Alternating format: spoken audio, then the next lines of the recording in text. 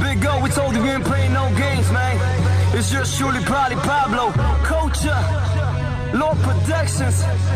Good morning, South Florida. This is the Big O Show. You're tuned into the Big O Show.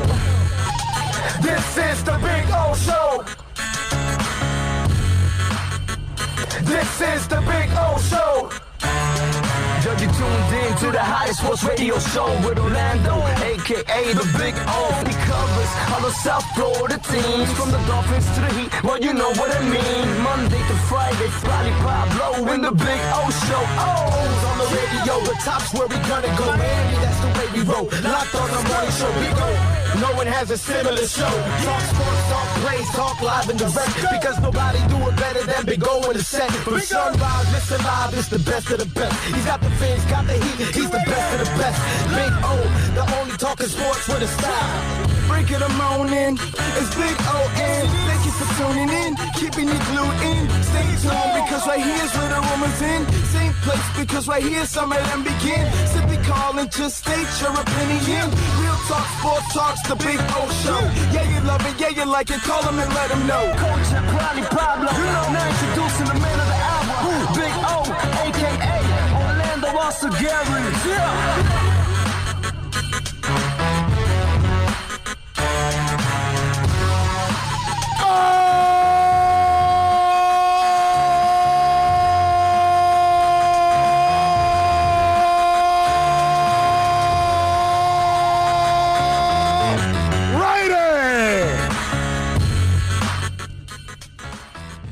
I love it. I love it. I love it. It's Friday.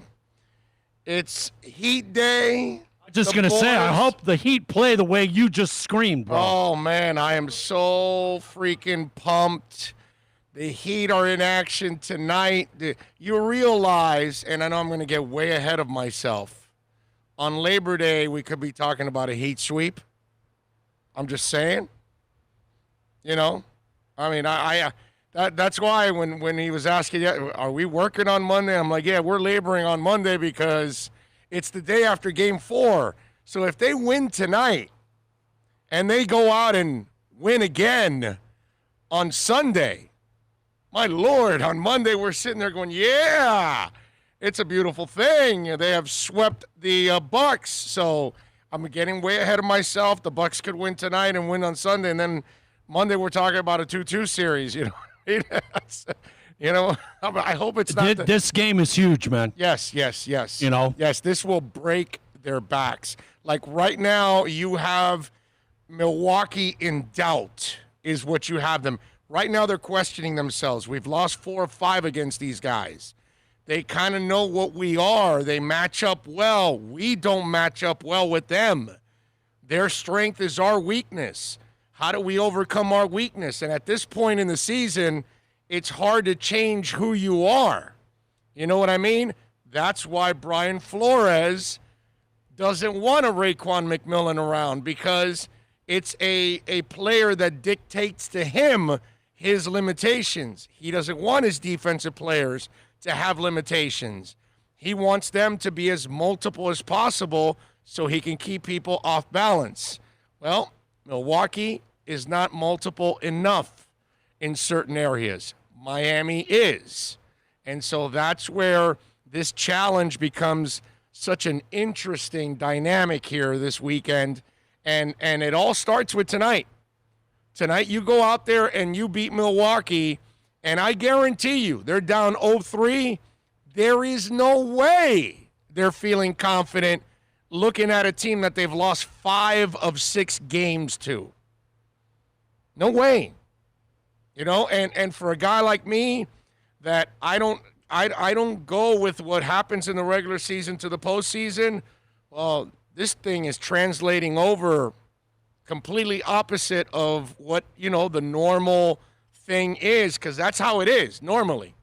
Normally, what happens in the regular season never translates pretty much to the postseason. It's just something that it's never accurate. Well, this has been dead ass accurate right now. This is one of those very few examples that the regular season is translating over to the postseason. Now, Miami has to finish them off, in order to complete this whole thing.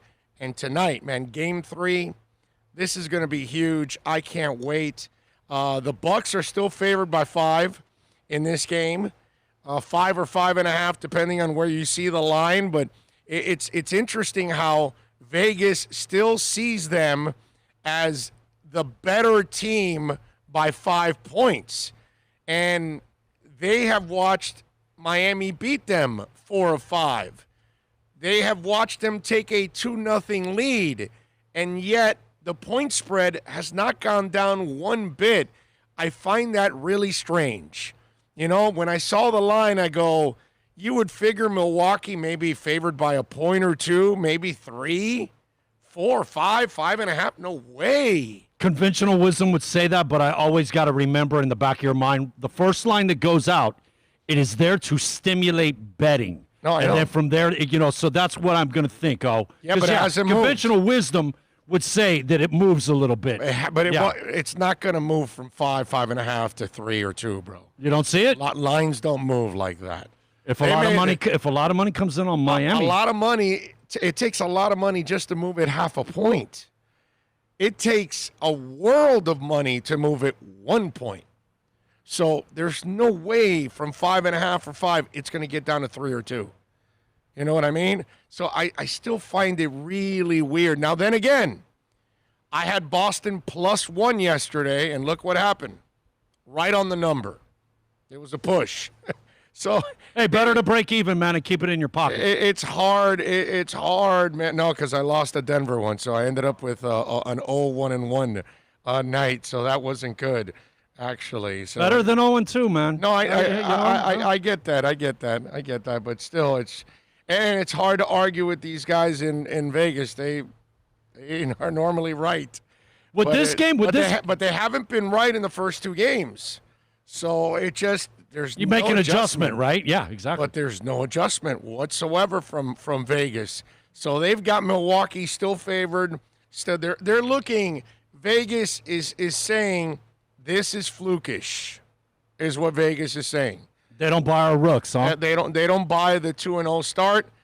They don't buy what happened in the regular season. They don't buy it at all. And that's exactly what's going on here. You know, when you compound it, man, one of those wins, remember, was in the beginning with Jimmy and the baby. Jimmy wasn't even on the floor for Right. one of those wins. Right. You would think that, you know what I mean, would even put, like now they got Jimmy. I Yeah. mean, one of those, you know, they didn't even have him. Look at it. And Jimmy wasn't a major factor in the game until, the end. It wasn't, in other words, he didn't score 40. He scored, what was it, 13 or something? What did Jimmy Butler do? I think he had 10, 13. 13. 3 of 8 shooting, 0 of 2 from three-point range. So it wasn't like he was impressive or anything in the game.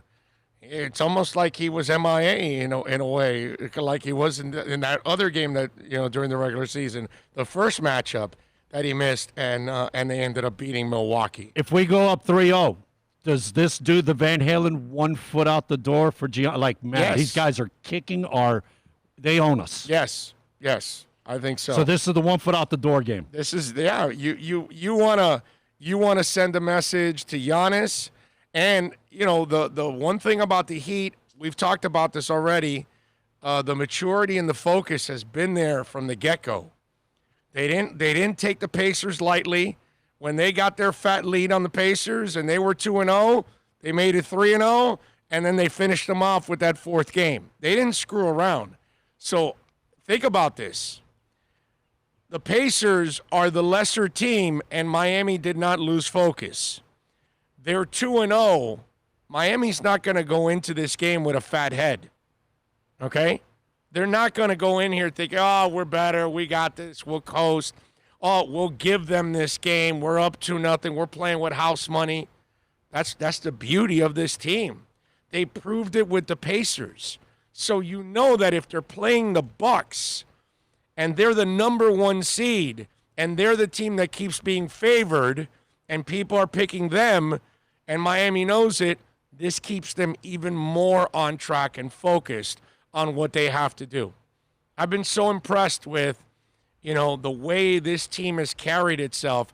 And I have to give a guy like Butler a lot of credit because the Butlers, the UDs, the Gorons of the world, those are the guys in the locker room that are telling these young guys to stay focused. Olynyk is another guy that's got experience. Iguodala, you know what I'm saying? Jay Crowder. You got a nice group of veterans that they are going to keep those young guys in line because they've been through all this kind of stuff before.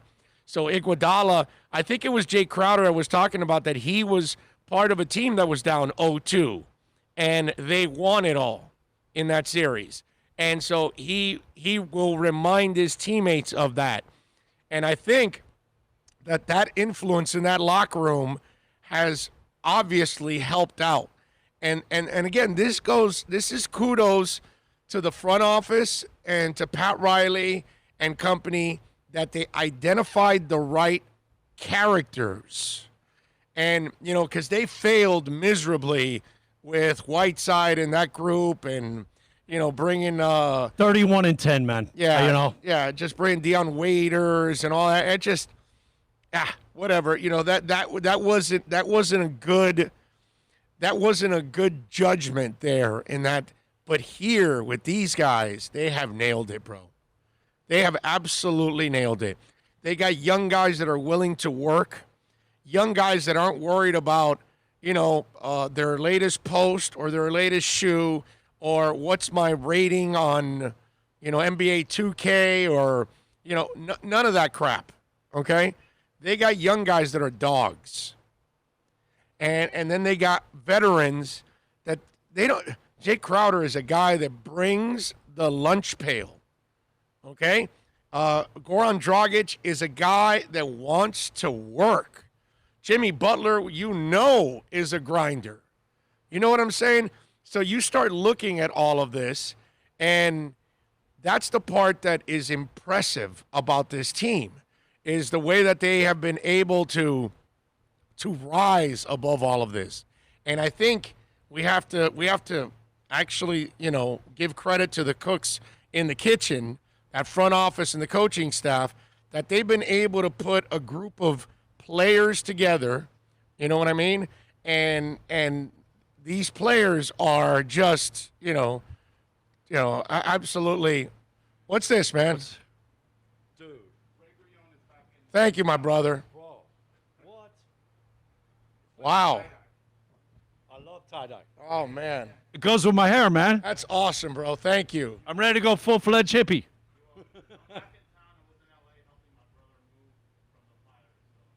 Oh, wow.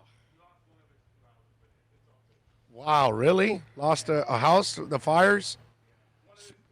Speaking of which, NorCal has got a group together. They're doing something at a golf course. Ray, or something. right? It's Ray. Okay, I just want to make sure it's Ray. the mask. I want to make sure. All right, Ray, so your brother ended up losing a house because of the fires in California? Wow, dude. I'm so sorry about that. Is everybody safe? Yeah, well, insurance can replace the house at least. You know what I mean? No, that's the worst part of it, because you can't replace the memories, dude. Everything that gets destroyed or whatever, that's the part you can't replace. You can replace the damn house if it's insured. You're good. Wow, man, I'm sorry to hear that, dude. Everybody's Glad you guys safe. are safe. Priority, yeah. No That's COVID, good, right? man. Okay, good.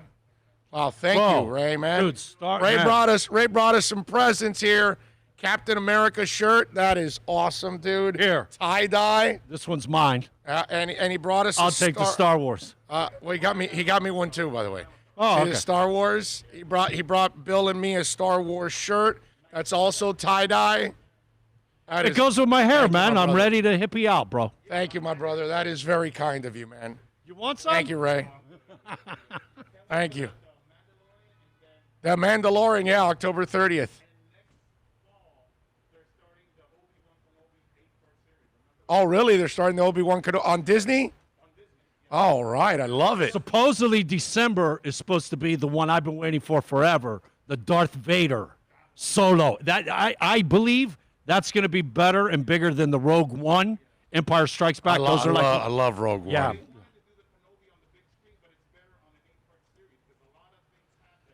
Right. Okay. I got you. There's so many little gap stories, that, yeah, man, you need to have filler, and you could do a show, exactly what you're talking about. Do it justice. Yeah, that's awesome. Ray, you're a stud, my Ray, brother. bro, Thank you. Thank you so much, man. Thank you, Ray. Stay safe. Dude, love the hat. Everybody that shows up wears the right logo. Yes. That's so awesome. That's right. You got it, Ray. You be good, my brother. Be safe. Thank you, Ray. Ray Gurulong, bringing us some presents, man. That's very nice. Dude, You all of you out there always spoil us, man. Thank you so much. I really appreciate it immensely. Good stuff there, man. Thank you, Ray. That is very nice of you. That is very nice. Let me do a little roll call. Gus 1388 says, I'm number 1. Man of 1,005 holds says, I'm number 2. Guillermo Arauz is in. Julius 305 says Heat win tonight. Clifton Wellman says, hello, everybody. New York City Sports says, good morning from the Big Apple. Let's see. Troy Ortiz is in the house. Let's see. I feel like Antonio Banderas, an assassin. I'm number 1. Brandon Flood, game day. Let's go. John Santos says, good morning. Dougie Fresh says, what's good, Owen Bill? Bringing it again today for the fams. That's right. Marta is in the house. Hello, Marta. Dougie Fresh, Omar Lopez, Stefano, good morning. Alexis, Big O, rumors that the Finns are shopping Rosen. Why would they trade him now and his value's at the lowest point? I would rather wait and have him as a backup. What do you think? You got to listen to the show yesterday. We broke all of that down already. So it's all there, my man. Google morning, everybody. Okay. Instead of a good morning, a Google morning. Okay. We will Google it. Bromar Smelly. I thought Big O was going to be at 12. No, that's on Wednesdays. That's on Wednesdays when we head out to VSS West Pines. We're usually around noon. Let's see. The Heat have a damn squad. Jimmy Butler's the alpha dog the team needed. I think the Heat have a good shot at beating the Celtics next round with Jimmy Butler. And then let's see what else. Gus likes the shirt, and Matthew Walker is in the house. So appreciate all of you. Remember to give us the thumbs up while you're watching. Subscribe, share the link, tell folks about the show so they can download it and listen at their discretion. They don't have to watch it when we're live. They can, download it in parts, in whole, however they want it. They can enjoy it, and we appreciate all of you out there, as always, for supporting us. We got a couple guests today for you on the program. At noon, Lee Sterling is going to join us. We'll get some picks from him. We'll get the NBA, a little college football this weekend. He's got a couple of picks there. Michelle Kaufman will join us at 1 o'clock. Part of my excitement, it's not so much that I'm actually looking forward to Marlins and Rays this weekend. I know the Rays swept them the last time. Marlins, with Rogers, Alcantara, and Lopez on the mound. I want to see the pitchers. So that's cool. I'm pumped up about that. Obviously, I'm pumped up about 2 Heat games tonight and Sunday. So this is going to be a great weekend of basketball and all the other things going on. But also, Sunday, Inter Miami takes on Nashville SC. But we got the news today. Matuidi was on the pitch, on the practice pitch today with the team. I love it. So I don't know if this means he's available to play on Sunday. I don't even know. I'm not even exactly sure. But if he's practicing today, you never know. They might play him a couple minutes in the second half, and he comes in to help out a little bit. So, do you know the downtime from his last team when we picked up? Like, is he coming right off his season? Yes. Or, okay, yes. So he should be still in game condition, correct? Well, he's been off for a few weeks. That's why I say you bring him in the second half. A little rust, a little. Well, that's why I said you bring him in the 65th, 75th minute, and to get him acclimated and get him in there. You don't want to put him at the beginning and play him for 60, 70 minutes. Because that's not the proper thing to do. So maybe you bring him in the second half. If Nashville's compact defense is doing a number on Miami like it did last time, maybe you bring him in so he can try to loosen that thing up and, get him in the right direction. Exactly. We talked about that game, because our thing is supposed to be speed. And in that Nashville game, man, we never had a guy pull away from anybody. They were right next to us, man. Yep. It was disheartening. Yep. Stefano says we need Higuain. Dude would kill it in the MLS. I agree. And let's see if that, it looks like it may end up happening. Again, I don't know. I'm not telling you anything. I'm not breaking any news or anything. But from what I'm reading, just like you guys, because I don't go and talk to, Paul McDonough and ask him, yo, give me the skinny on it. It's not my job. Okay? So I call the games, and that's all I do, But it sounds like it's getting close, and if it does, you are 1,000% right, Stefano, that he would kill it here. In fact, Miami would have a couple of extra wins if Higuain and Matuidi were playing in the first 8 games. Instead of being 1-6-1, they would probably be, I would say, 3 or 4 wins instead. Something like that. No tie either. Wouldn't have a tie. Okay? No. Maybe 4 and 5, something like that. I think I could see them something along those lines if they had those 2 guys. Bone C says, GM Big O, ready for the roster to come out. I am ready. Roderick says, that shirt is great. Love it. Thank you, sir. Is that this one or the one that Ray gave us? I'm not sure, but I appreciate it. For you, all 3. Yeah. Does this U2 mask pass the test? What do you think? You're even gonna ask? You have to ask. You're kind too, because it's up top. You get the U2 right at the top. If it's below your neck, man, it gets folded over and whatnot, and you got all this wonderful killer stuff that I can't even see. Yeah, no, exactly. No, you're right. You're right about that.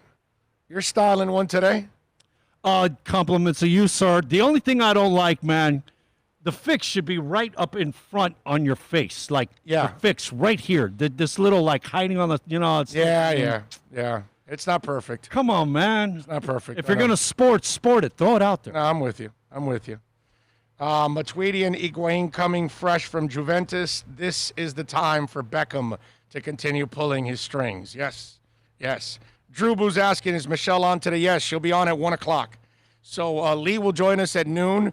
Michelle Kaufman will join us at 1 o'clock. I am waiting for confirmation from Andy Behrens for 1:30 today to talk a little fantasy football. Okay.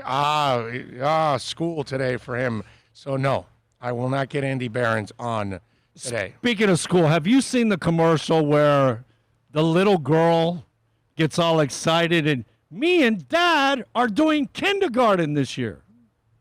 Have you seen that? Oh, yeah. Dude, you see the dad's face. Like, yeah, okay. I love that commercial, man. That little girl is priceless. She is cute. I got a buddy of mine that's actually going through, imagine, pre-K and first grade simultaneously. Wow. I told him, good luck, my brother. Yeah. You're going to be leaning on Mom a lot. Oh, yeah. No doubt about that. There you go. Super Boom says the fix Red Skies is still epic. I'm a Monster Fix fan, dude. I love all their music. But yes, Red Skies is an amazing song that it's always like a great jam no matter what.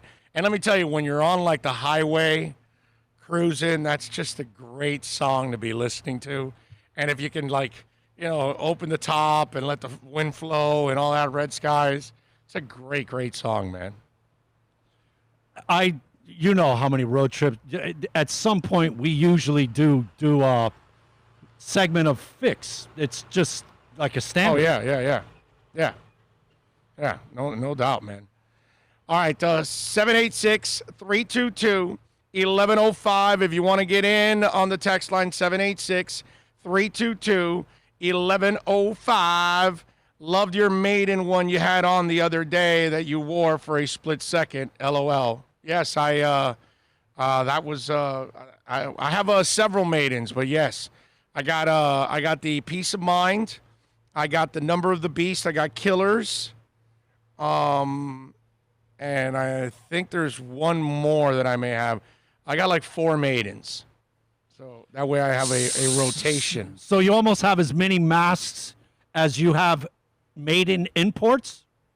Maybe. Are you trying to get to that standard? I still and I still have those imports there stashed. Big O, what do you think about the Pat McAfee bringing his show to Mad Dog? I think it's fantastic. I like Pat. I think he does a good job. I think he's entertaining. So I love it. I got no problem with that. I don't know why anybody would have a problem with that. Unless you don't like Pat. That's it. But he's actually a good dude. I like him. What else do we have? Just an FYI. Says the Peace of Mind. Exactly, yes. We have Flores already locked and loaded. All right, so Flores spoke. All right, let's do that. Let's take a break. We'll come back on the other side. We'll break down Brian Flores for you. You address the meteors. You know how we do it here. We listen to the press conference. We break it down. We tell you what he's really saying.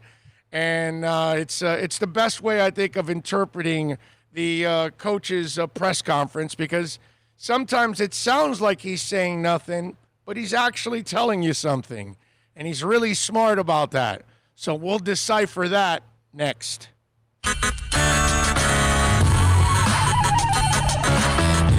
It's a buyer's market at Toyota of Hollywood. Over 1,500 Toyotas on the ground, and truckloads just keep on coming. Now pay up to 50% less. 2020 Camry, not $29,000, $17,775. 2020 Corolla, not $22,000, $13,775. Buy a new 2020 Toyota with 0 down and 0% financing, or we'll make your payments till 2021. At Toyota of Hollywood, the #1 volume Toyota dealer on 441 between Hollywood Boulevard and Sheridan Street. Are you tired of watching the same old travel videos on the internet? Well, then check out MikeNoGoZones.com, a travel documentary that's breaking barriers. I go to the places that the media tells you to fear, where no one else dares to go.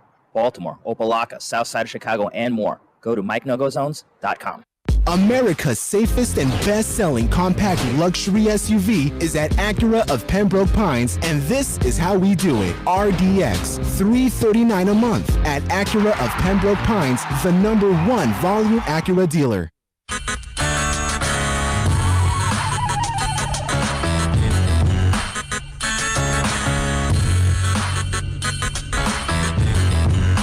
This is the Big O Show. This is the Big O Show.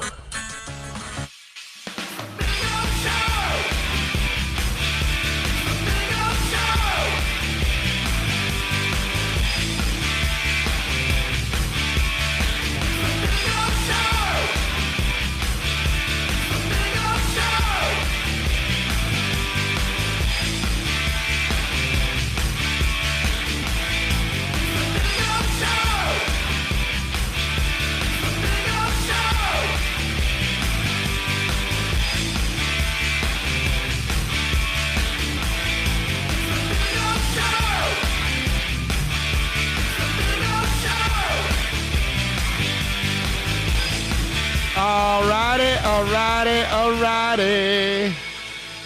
If you want to get in, really simple, you can reach out to us on the text line 786-322-1105. That's 786-322-1105.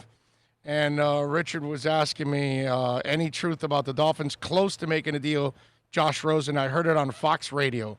It's kind of like that story. You know, remember when you were a kid that somebody would whisper in somebody's ear, and then they'd tell the story all the way around the thing, and then by the time it got to the end of the circle, the story was completely changed?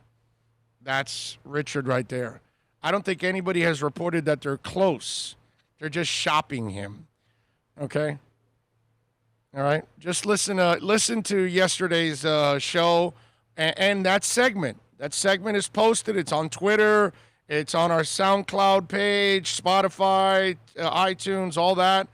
Bill works his ass off every freaking day to break everything down into segments. So that way, if you only want to listen to a specific segment, not the whole half hour or the whole hour or the whole show, you get to pick and choose, bro, a la carte. We make it easy for you. You know what I mean? So that segment is there, and I explain everything on what's really what I believe is going on right now with Rosen. Okay? So, that's all it is, but it's no big deal. Bigger, don't forget Alexa's fantasy football tonight. I thought it was tomorrow night, the draft. It's tonight? I thought I got the warning about it, and I thought it was for tomorrow. My bad.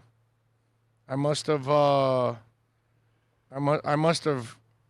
maybe it came. Are you going to do like last year? I think your team was on autopilot and you kicked butt. Yeah, last year. Last year, dude. Last year I was in the league with I've been in the league with the Mad Dog channel for a few years now. And last year I had trouble getting to my team. I would log on, but then I couldn't move. I couldn't make any moves for a week or two that I was frustrated. I just said, screw it. And I never touched the team. Never touched the team. Never made a change. Never benched anybody in any bye week or anything.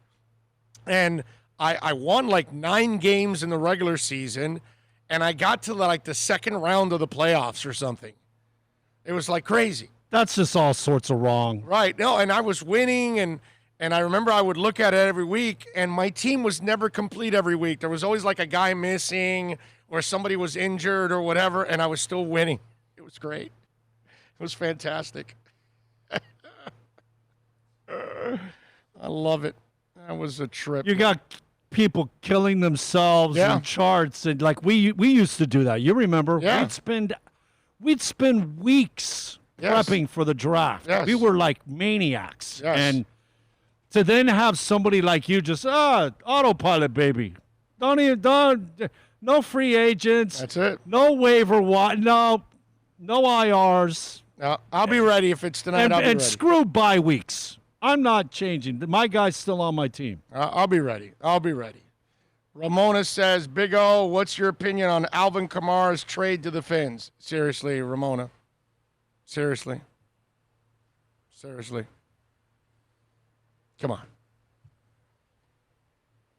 It's silliness. Okay? All right? I love you, Ramona, but you come up with these wacky things and you follow all the other fans that are just, Dolphin fans want to buy everything. This team will only make that kind of trade when they are that player away from the Super Bowl. Okay? I think I've repeated this over and over again with different players. What was the other player that came up? That, again, it's a silly-ass trade. Anybody that brought it up, it's silly, it's a waste of time, it's stupidity. They just traded for Breida. They just signed Howard. They're set at running back. They're not going to add Alvin Kamara. They're not going to trade a pick or picks and give him a ginormous contract for a team that is nowhere near a Super Bowl. Okay? Again, ladies and gentlemen, they're not trading for a shutdown corner, a number 1 wide receiver, a number 1 tackle, a number 1 running back. They're not trading for anything like that unless they're that player away from a Super Bowl. There was another player a week or two ago, another name that came up. That was another young guy that wants a big deal.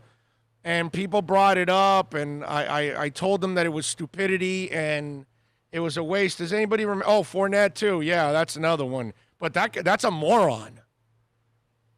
You know what I mean? Now you're going to – Alvin Kamara is a good dude. I mean, Fournette's a turd. Why do you want – that's the other thing. It's like I don't understand some Dolphins out there. Let's bring on everybody else's headache. We're straightening out a culture here. We're trying to weed out the losers, and you want to bring a loser on. I think Flo proves over and over and over again that he wants nothing to do with losers. He doesn't want guys that don't want to work. He doesn't want guys that aren't committed to the team. You know what I mean? And as a franchise, they're not making moves for players that they have to trade for and then also spend a boatload of money. Think about all of that. It doesn't make any sense. It's an incredibly stupid move to trade for Alvin Kamara. Okay? Now, if you're Alvin Kamara away from winning a Super Bowl, hell's to the... If you're Marino and this is 92, you trade for Alvin Kamara. Okay? But this team, they don't even have an offensive line yet set in place.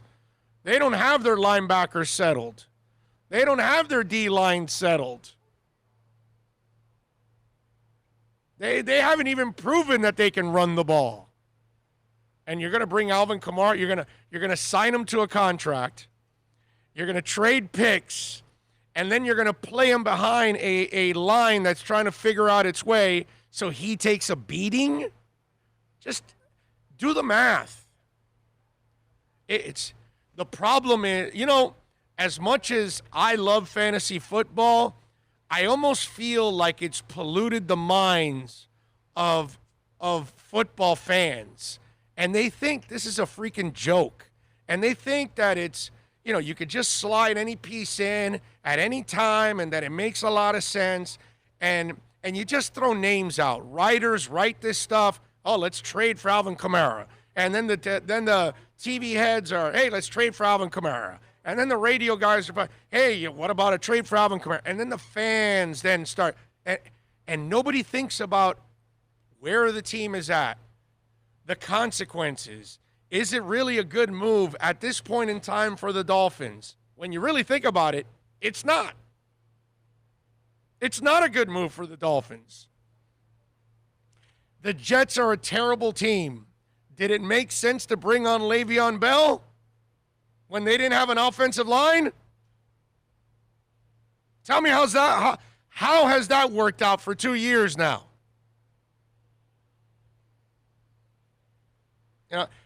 We got to have common sense, not smoke the sense.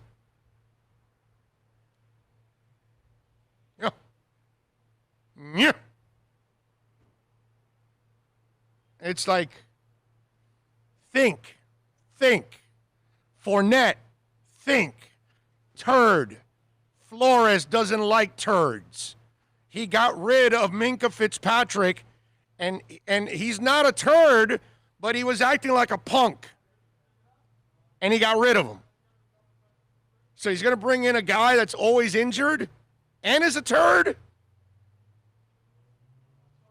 It's like, think, man. Think. Think about everything and then open your mouth. You know what I mean? That's the problem. It's a tool puts it out, tools continue to follow it, and nobody thinks about the move. Does it make sense? No. You know what I mean? It's like when they made the Ndamukong Suh move. It didn't make sense.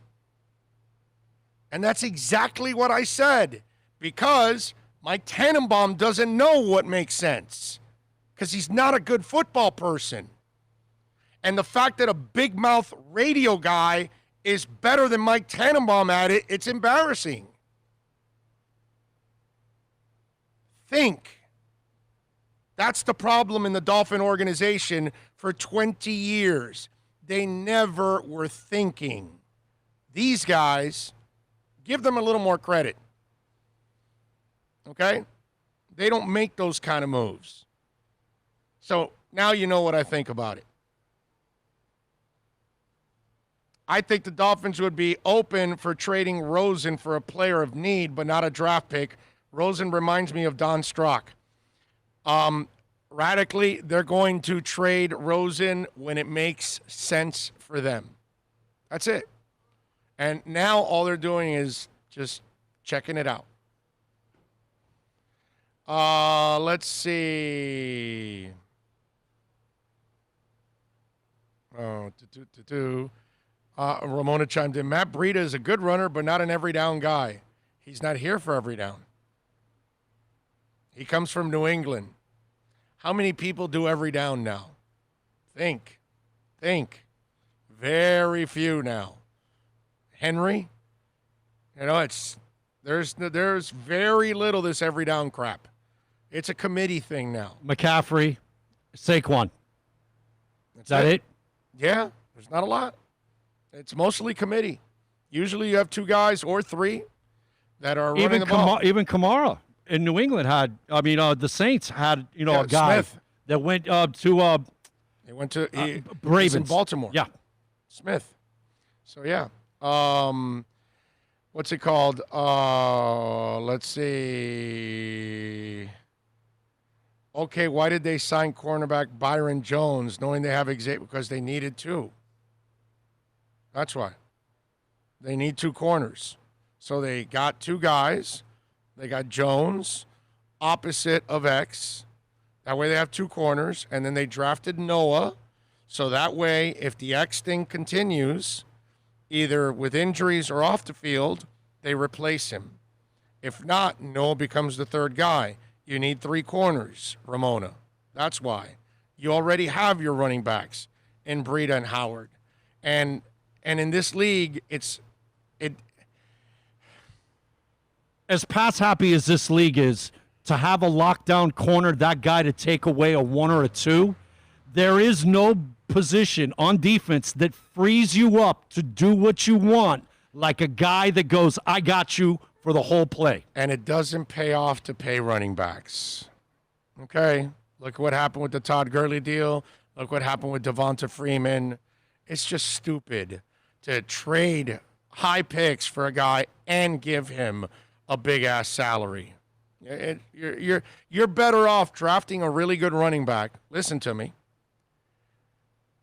First round if you want, late first round, whatever.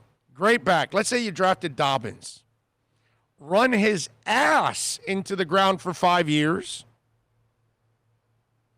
Tag him for a 6, then let him go and draft another guy. That's what you should do in this league. That's some heartless, man. You know what I'm saying? Are we going to run things the right way, or are we going to run things the right way? It's a business, man. No, bro. You got the most important thing is to spend your money right. Yeah. No doubt. I don't want to pick up Alvin Kamara after he's been, run to the ground by New Orleans. I don't need that. And then I got to also pay picks and money. Think, man. Think. It doesn't make sense at all. At all. After months of attempts, your phone lines are busy again today. One day I will get through and I will never be hungry again. Gus 1388 says, hey, when are we signing Clowney? LOL. But, the Clowney thing, at least you're not trading for him. If you pay him for a 1-year thing, and that's it. That's what they would have done with him. That's what they offered him. They weren't going to really tie themselves to a long term because they didn't want to do that. You know what I mean? But with Kamara, it's a long-term thing you have to tie because you have to trade picks and give him a fat-ass contract. At least with Clowney, I'm not the biggest Clowney, supporter or anything like that because he's never really been the great sack guy that he was supposed to turn out to. It just never happened because of that knee. But at least that I can make a case where you bring him for a 1-year deal. But some of these other ones, come on, man, it just doesn't make any sense. Just think about it. You know what I mean? If Clowney didn't have an inflated opinion of himself, we'd probably already have him because if the number was right, he'd be here right now, right? Yeah, McLean says, Big O, remember Shula last year where he loaded up with high-price stiffs? Yeah, 19 first-round free agents. And then the Raiders did it a couple years after that with 21 first-round picks. Yeah, I remember that. And they both failed. That's why I told you yesterday the Fournette thing to Tampa reminds me a lot of Miami at the end of Shula and then what the Raiders did a couple years after that. And both failed miserably. Oh, well, I had this guy. He's a former first rounder. He's a former first rounder. And then along with the first rounders you had 19 of them. And the Dolphins have 19 former first round picks. You know, when you're a first round bust or a first round pain in the ass or a first round lazy ass or whatever, it ain't going to change. And it didn't change. You know what I mean? Big O, someday Dolphins not patient. They quick fix. Win a Super Bowl right now. I like you. You're very patient. Build the franchise the right way. Build it up successfully. Exactly. That's the idea. Build it up nice and slow. The problem is we've sucked for so long, everybody wants to turn this thing around next year, and it's not going to happen.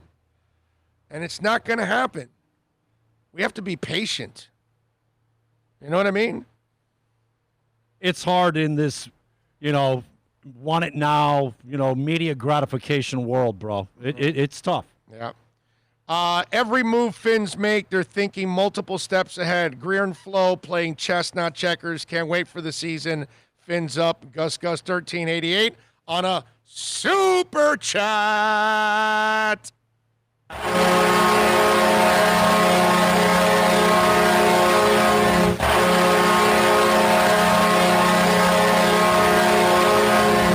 Thank you, Gus 1388. You the man. Appreciate you. Thank you for the love. Do we have time to do Flo now? Because it's 11:51. Because we got Leah. You know what? No, because Flo, I'm looking at a little over 12, and throwing your comments. It's a segment. It's a solid half hour all by itself, brother. Yeah. So we'll do a Flo right after we do Lee Sterling. We'll get right into the Flo talk. And we'll get that going, okay? I promise you on that. Surprised I haven't heard any. Did you mention, because I'm over here doing Adrian Peterson? Yeah, he got released. Are you surprised? Well, I mean, in a way I'm surprised because they're not really loaded at running back. Dude, what is it, 1,000 and 900 and something yards the last 2 years? You take out the years that he was down, like he's not taxed like a 36-year-old guy. He's probably more like a 33, 34. And, hey, man, 1,000 yards, 900, that's productive. Okay, he's a freak, bro. He's just a freak. But they drafted the Gibson kid in the 3rd round. They've got Peyton Barber, the kid that was in Tampa Bay, that they thought he was going to become the guy. Bryce Love was a guy that had some hype a couple years ago. He's part of that group, and then the McKissick kid is also there. So they're not really proven at that spot. But if maybe they're going to run like a zone scheme. Maybe they're going to run like the Patriots, have a committee type thing. If that's what they're going to do, and they don't want to, Peterson's worried about breaking Emmett's record, and he wants carries, and he's talking about it every week. Maybe they want to move on from that. And, Ron Rivera is not a me guy. I'm not saying that Adrian is greedy or selfish, but he does have an agenda. And right now, for Ron, he has another agenda. He has to develop a culture and establish something and rebuild the team on offense. And so I guess they want to do it without him at this point in time. That's all I can think of. And the shame is Washington's defense is loaded, bro. Yeah. Oh yeah. They got a good defense, man. Loaded. Okay? Washington's defense is flat out stupid. Just off the top of my head, I mean, dude, they held people in the high teens, 20s. Yes. And you should, in today's foot, if your defense is under 20 points, you should be. And they added Chase Young. Yeah, right? Okay? To go with Jonathan Allen, who's a freaking beast. Come on, man. Peterson ain't going to be out on the market long, correct? Somebody's going to snatch that guy up, right? I don't know. I don't know. There's a lot of places for him. I can see the Raiders definitely grabbing him because he's old enough, and obviously John Gruden loves old players. Tommy in Hialeah. Tommy, thank you, my brother, for the present yesterday. Appreciate that. I got to figure out how to put it in the studio.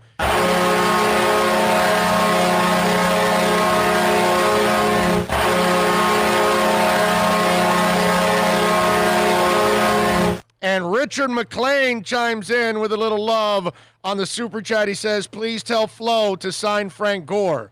Frank's under contract. He's with the Jets.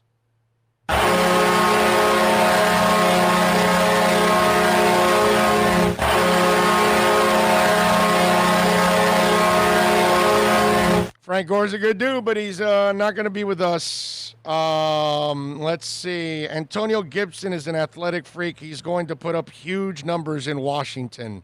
Let's hope so. I mean, well, it all depends on their line. He's still young. You know, I know they got him, like in the 3rd round or something. Listen, they're going to go with Ron is there to reestablish that team, and he's got to rebuild the offense. You're not building on Adrian Peterson. You're just not, man. That's like marrying Madonna now and saying, okay, we got a great life ahead of us and we'll build a family. And it's like, she's 70. What are you building? You know? Well, she's not 70. She's 60-something, whatever. You know what I'm talking about. But I'm just saying, you're not building anything. And so you got to move on. I got no problem with what Ron Rivera is doing. I understand what he's doing. Makes a lot of sense. But I'm telling you, the Raiders are the team that would sign Adrian Peterson. What's that thing that you say about the old guy blocking the young guy, and it's like, man, progress stopper. Yeah, progress stopper. Right. You know what's a shame, man? That's what Peterson is to Antonio Gibson and that defense where it's at. It's almost like you have this window. Get the offense straightened out, or else, right? That defense goes like my Bears. Same idea. For nothing. Bromar's asking me, Big O, you going to Dolphin games this year? No, sir. I am not. No Dolphin games, no concerts, nothing. I'm not going for a while, my brother. Until this thing is completely squashed, I'll be watching it on television, and I'll be more than happy. You get to see more on television anyways than you do live. So it doesn't matter. So, no, I have no intentions on going to the press box and watching the game there. I'll be at my home, kicking back and hanging out and watching it with my dogs. Plus, you guys want O at home because then there is the possibility of a podcast post. That's true. That's actually very true. Very true. Let's see, Ramona. Let's see if you give me a better question here. She says, I got one for you. How come the Dolphins can never draft a running back and be successful? I'm not talking about Zonk, Kick, or Mercury. I can't answer that. It's just they've had bad people drafting. That's it. Now you got to hope that these guys know what they're doing and they find that guy. That's all. It's just been a terrible front office, Ramona, for years.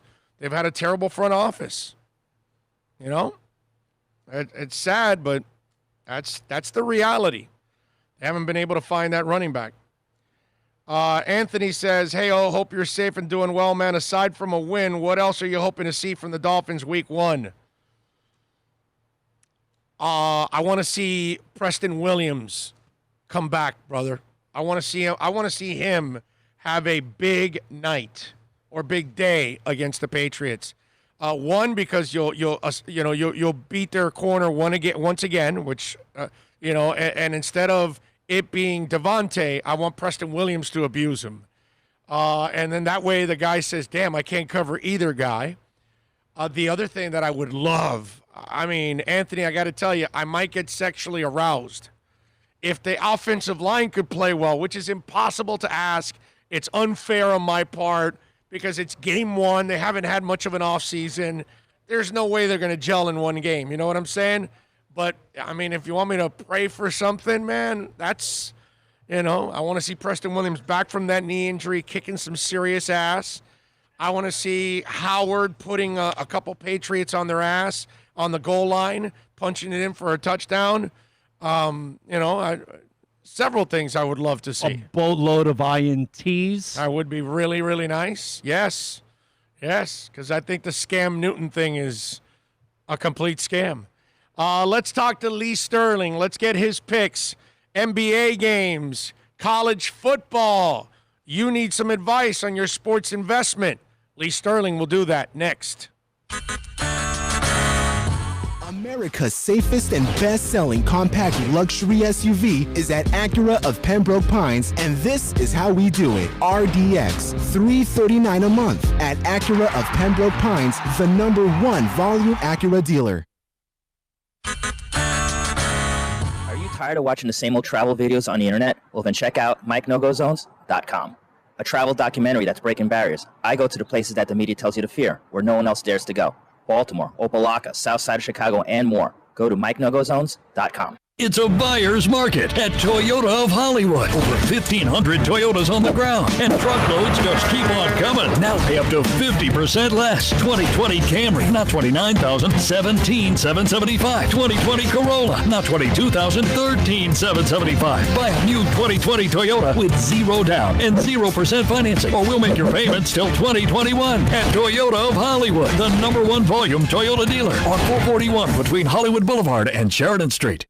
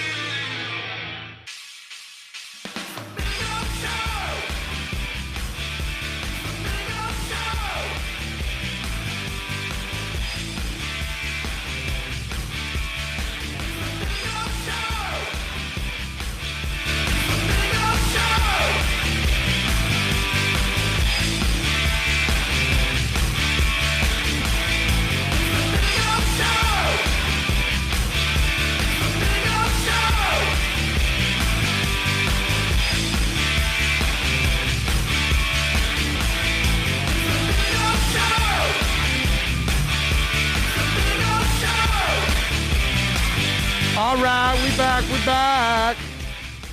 I promised you Lee Sterling from Paramount Sports would join us because we're going to talk a little sports investment. Lots of games going on. We went for months without games. Now our heads are spinning now with all the action. Of course, you can reach out to my guy, Lee Sterling. Go to the website, ParamountSports.com. Follow him on Twitter, @Paramount Sports. Lee, how you doing, my brother? Good. You're like my lucky charm. I don't know what it is, Big O, but I do close to 50 shows every single week. I probably have won like on 90% of the shows that I've done with you over the last 2-3 years. And I have this one city in Seattle. The last 2 years, I got to pick games that they care about. University of Washington, the Seahawks. I'm probably hitting 45%. So they think that I'm struggling. Your listeners have to think this is the gravy train. Well, listen, man. If that's the case, let's break the bank, Lee. You're on every day. Yeah, there we go. Okay. Yeah, but hey, listen, you had South Alabama recently. I mean, last night. Somebody that had the Jaguars. That's big right there, dude. I don't know. Well, most people don't even know their nickname. So, and it doesn't play out perfectly, but here's what I found. Most handicappers say, I want to see a couple games. Well, this year with teams playing 9, 10, 11 games, you can't wait a couple weeks. Right. So in the NFL, there's no preseason games. You got to do your homework. So here's what I found out going into that game. Now, a team can have 5 turnovers and it can be negated, but Southern Miss had 2 brand new coordinators. And the coordinator for South Alabama, he's down here all the time, Kenny Edenfield. He's always looking for talent down there. I've seen him in a couple spring games. In fact, we talked one time for over 45 minutes after a spring game. People forget, this is his 3rd year at South Alabama. He was the offensive coordinator at Troy when they were taking down all those big-time name schools. This guy is really good. I think he thought he was going to get the job at Troy. He didn't. That's why he didn't go to West Virginia. with Neil Brown. But here's a guy, one of the best in the business, and he's at South Alabama. He finally had a quarterback last year. The last 4 games they put in this freshman, and he started last night. They were a different team. They only averaged 16 points per game for the whole year last year. But with this young kid, this sophomore, who was starting to come on, and the average person wouldn't have watched them the last 4 games of the year, they scored almost 30 points per game. So Southern Miss is just not that good a team anymore. It was a great setup. The line should have been 3 or 4 points. It was 13. We took advantage, and South Alabama wins outright. And I want you to know, okay, I'm a complete phony. The only reason I know the Jaguars are from South Alabama, and I know the nickname, and most people don't, do you know where that university is at? Mobile, Alabama. Where do I go every year? Mobile. That's right. That's right. That's the only reason, my brother. Yeah. When our rainouts happen in Lad Peebles, we have to go to the South Alabama campus and all that. Plus, and what's interesting is I had a couple clients that still thought the coach was Joey Jones. He was the first coach. Yes. And he hasn't been there in a couple of years. So, if you're trying to win and you had Southern Miss last night, or another handicapper gave you Southern Miss, you should just, if let's say you're a $100 wager, a game player, you should just take your $2,000-$3,000 and just dump it in the trash. Yeah, because you're not going to win. They picked Southern Miss just strictly on the name off of. Right. That's it. They went with the history, and they figured, Southern Miss would be better than South. Well, they're just looking for half action on one side, half on the other. That's it. Yeah, you have to be careful with some of these smaller schools in the South. They tend to end up with a couple of pretty talented players. And then there's some teams that are really bad. Like a school I went to, Southwest Texas State, now Texas State. They're really bad. But a school like that, for instance, they brought in 7 JUCOs this year. They had 3 kids transfer from other pretty good name Division I schools like Texas, Memphis. So you can see teams on 1 year make significant changes and go from a 2-10 team to an 8-4 team. So, and then vice versa, you can have problems where kids are transferring out. So, if you want to win at this, you either got to do a lot of homework, or you got to find someone like myself that does the homework for you. All right, Lee. Let's stay on college football before we get to the NBA slate. You got any games this week that you like in college football? Okay, so here's the team. Everyone loves Oklahoma, but I'm telling you this, Spencer Rattler, the kid that's going to play for Oklahoma, the redshirt freshman, I don't think the lights come on for this kid. I think Oklahoma, the one team that I didn't bet many in college football, because if one game is canceled, the over-under that you bet for the year is worthless. The game is, your money's returned. So here's why I like another team. There's 3 other teams that will, I think, battle Oklahoma this year and maybe win the Big 12. It's Texas, it's Iowa State, and this team, Oklahoma State. So why do I like Oklahoma State in this game? Tulsa, they're down. They're going to start 2 new safeties, and both are sophomores. One has played maybe in a couple games, the other no significant playing time at all. Now, they're going to have to try to cover Kylan Wallace, and you're going to see this kid, great receiver. You'll probably see him in the Senior Bowl when that's played. This guy is that good. He takes the top off the defense, and then they add a transfer named Tay Martin from Washington State. Well, who's Tay Martin? Well, he had over 1,600 receiving yards in 2 years there and 18 touchdowns. So these 2 guys take the top off the defense. They throw the ball along with Spencer Sanders. They throw at least 6 or 7 takeoff patterns and post patterns every game. So they stretch the field. And then on top of that, young safeties have a problem in run support, trying to come up and make tackles against good players. Chuba Hubbard, probably the best running back. Would you agree, college football? Oh, yeah. Yes, definitely. This guy can run. This guy will probably have a 70 or 80-yard touchdown in this game, and there's a better than 50% chance one of these 2 safeties takes the wrong angle. So on top of that, Tulsa has a true freshman kicker, a redshirt freshman punter. The special teams, a lot of people overlooked that. Last year they played in Oklahoma State, lane 14, won 40-21. They outgained them 506 to 396. and they won the game and covered, even though they were -2 in turnover ratio. If they're even, I think this game's a blowout here. I have Oklahoma State winning this game 50-17. Wow. All right. Good stuff. Anything else you like on college football? Also like SMU some. So here's a team, Texas State, last year, 129th out of 130th with their quarterback play. Their starter from last year, 11 touchdowns, 14 interceptions. The kid stepping in that will start, that just barely beat him out, kid from Memphis, Brady McBride, he's okay. But the problem here for Texas State, 7 looks like transfers will start. I just think it takes time to gel. And I look at junior college kids that will come in or projected to start at running back, quarterback, and receiver. Everyone knows about Shane Buechele, really good quarterback, 34 touchdowns last year, almost 4,000 yards. He has a really good receiver, Reggie Roberson, a tight end named Kylan Granson. Both these guys first team projected all conference. But they have a kid named Danny Gray from Blinn Community College, 6'1", 180, absolute stud. He might be a guy that all of a sudden everyone's talking about. So the average person wouldn't look at Danny Gray. I don't even know what number he's going to wear yet, but this kid's a stud. And then the defense for SMU, ranked 4th in sacks, 5th in fumble recoveries. They look to take turnovers. I like the fact that they got really buried in their conference championship game by FAU. So I think that fuels teams. And in the game last year where they were laying 17.5, they won 47-17. They outgained Texas State 639 to 242, and they were also -2 in turnover ratio in the game. Another blowout, SMU 52-10. All right, good stuff. Let's move over to the NBA, my brother. And by the way, it's 22.5, right? That's that spread. Yep. Wow, yep. That's a lot of points, man.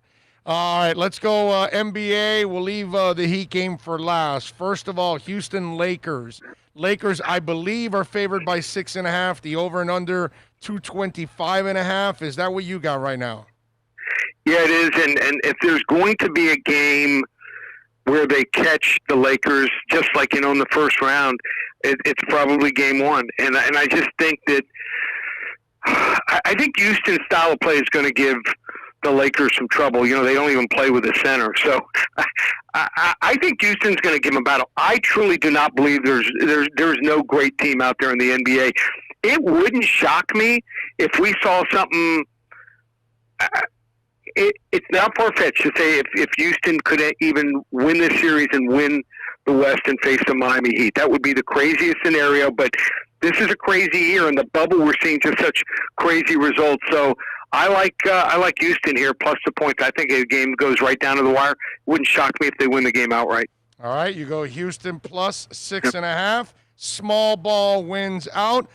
Toronto and Boston, hell of a finish last night with OG hitting that. I still don't believe you can catch and shoot that ball in a half a second, but whatever. It did happen, and it is what it is. Toronto, it looks like they're favored by 1.5 for that Saturday game. The over and under is 213. What do you got? Do you have the same numbers?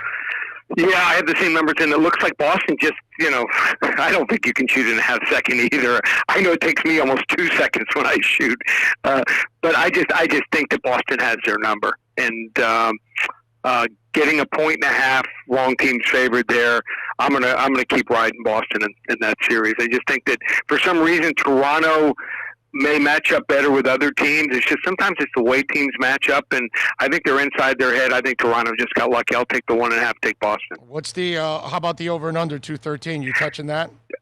If anything, it might go over in that game. I think we might see it a little more wide open. I think Toronto might try to push the pace with their guards. Denver Clippers. I did not get the line yet. I don't know if you have it, but go ahead. Clippers are 8.5. Totals 221.5. I actually like the under probably most in this game.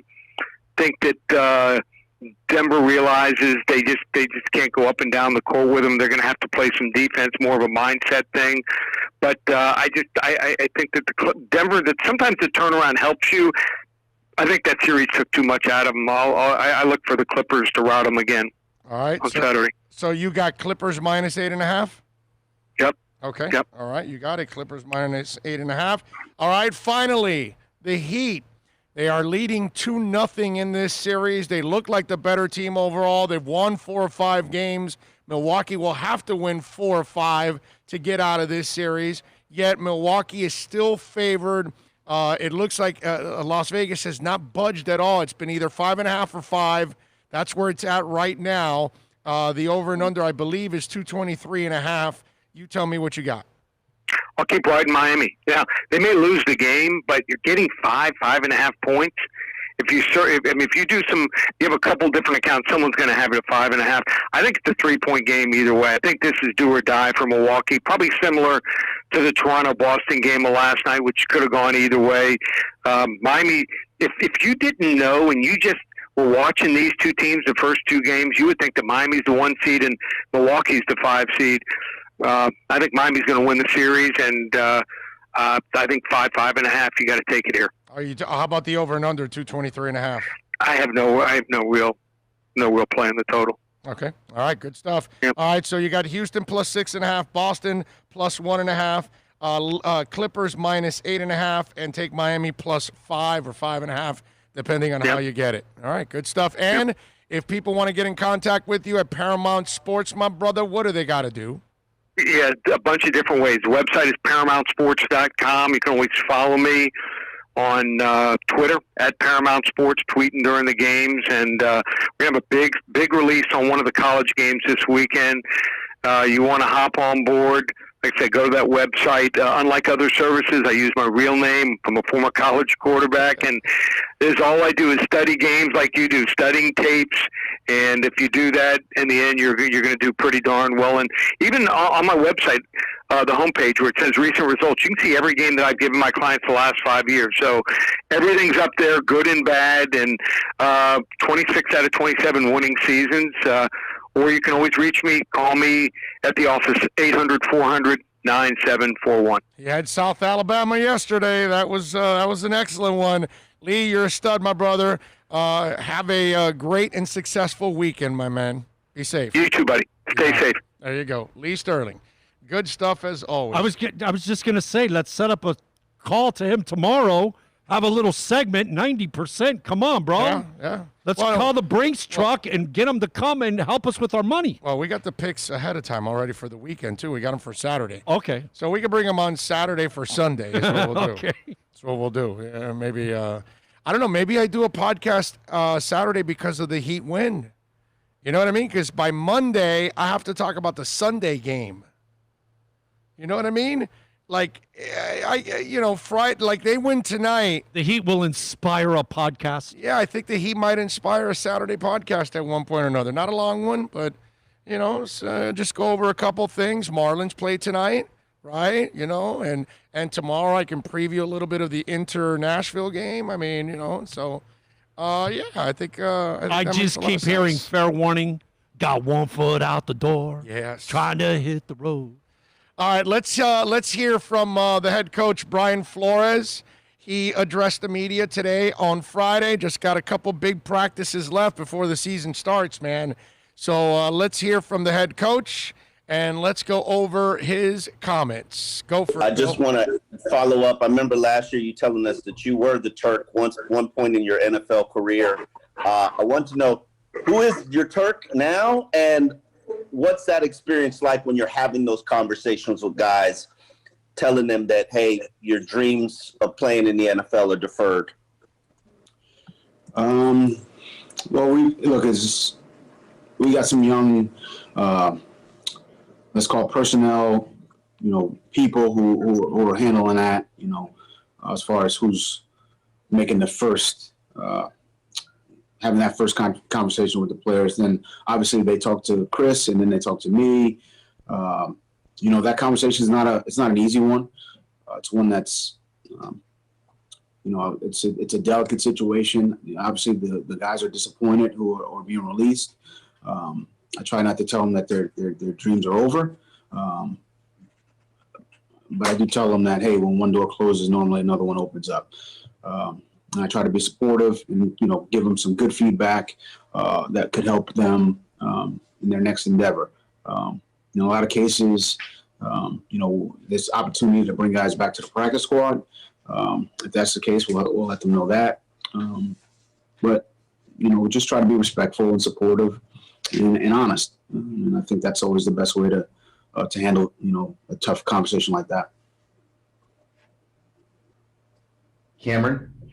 Hey, Flo, is there, I guess, a different strategy this year with the bigger practice squads about how you want to go about cutting guys to make sure you get them through? Like, I know some teams may do it a few days early or a day early to try to get their crew through. Is there any strategy behind that? I think we have conversations on every situation. But as far as strategy for the practice squad, I think the additional practice squad players. I mean, we've had a lot of conversations about who we would want on that, and that's almost its own kind of roster itself. How many linemen, how many corners, how many receivers. So, as far as if there is a strategy on what day, I mean, I think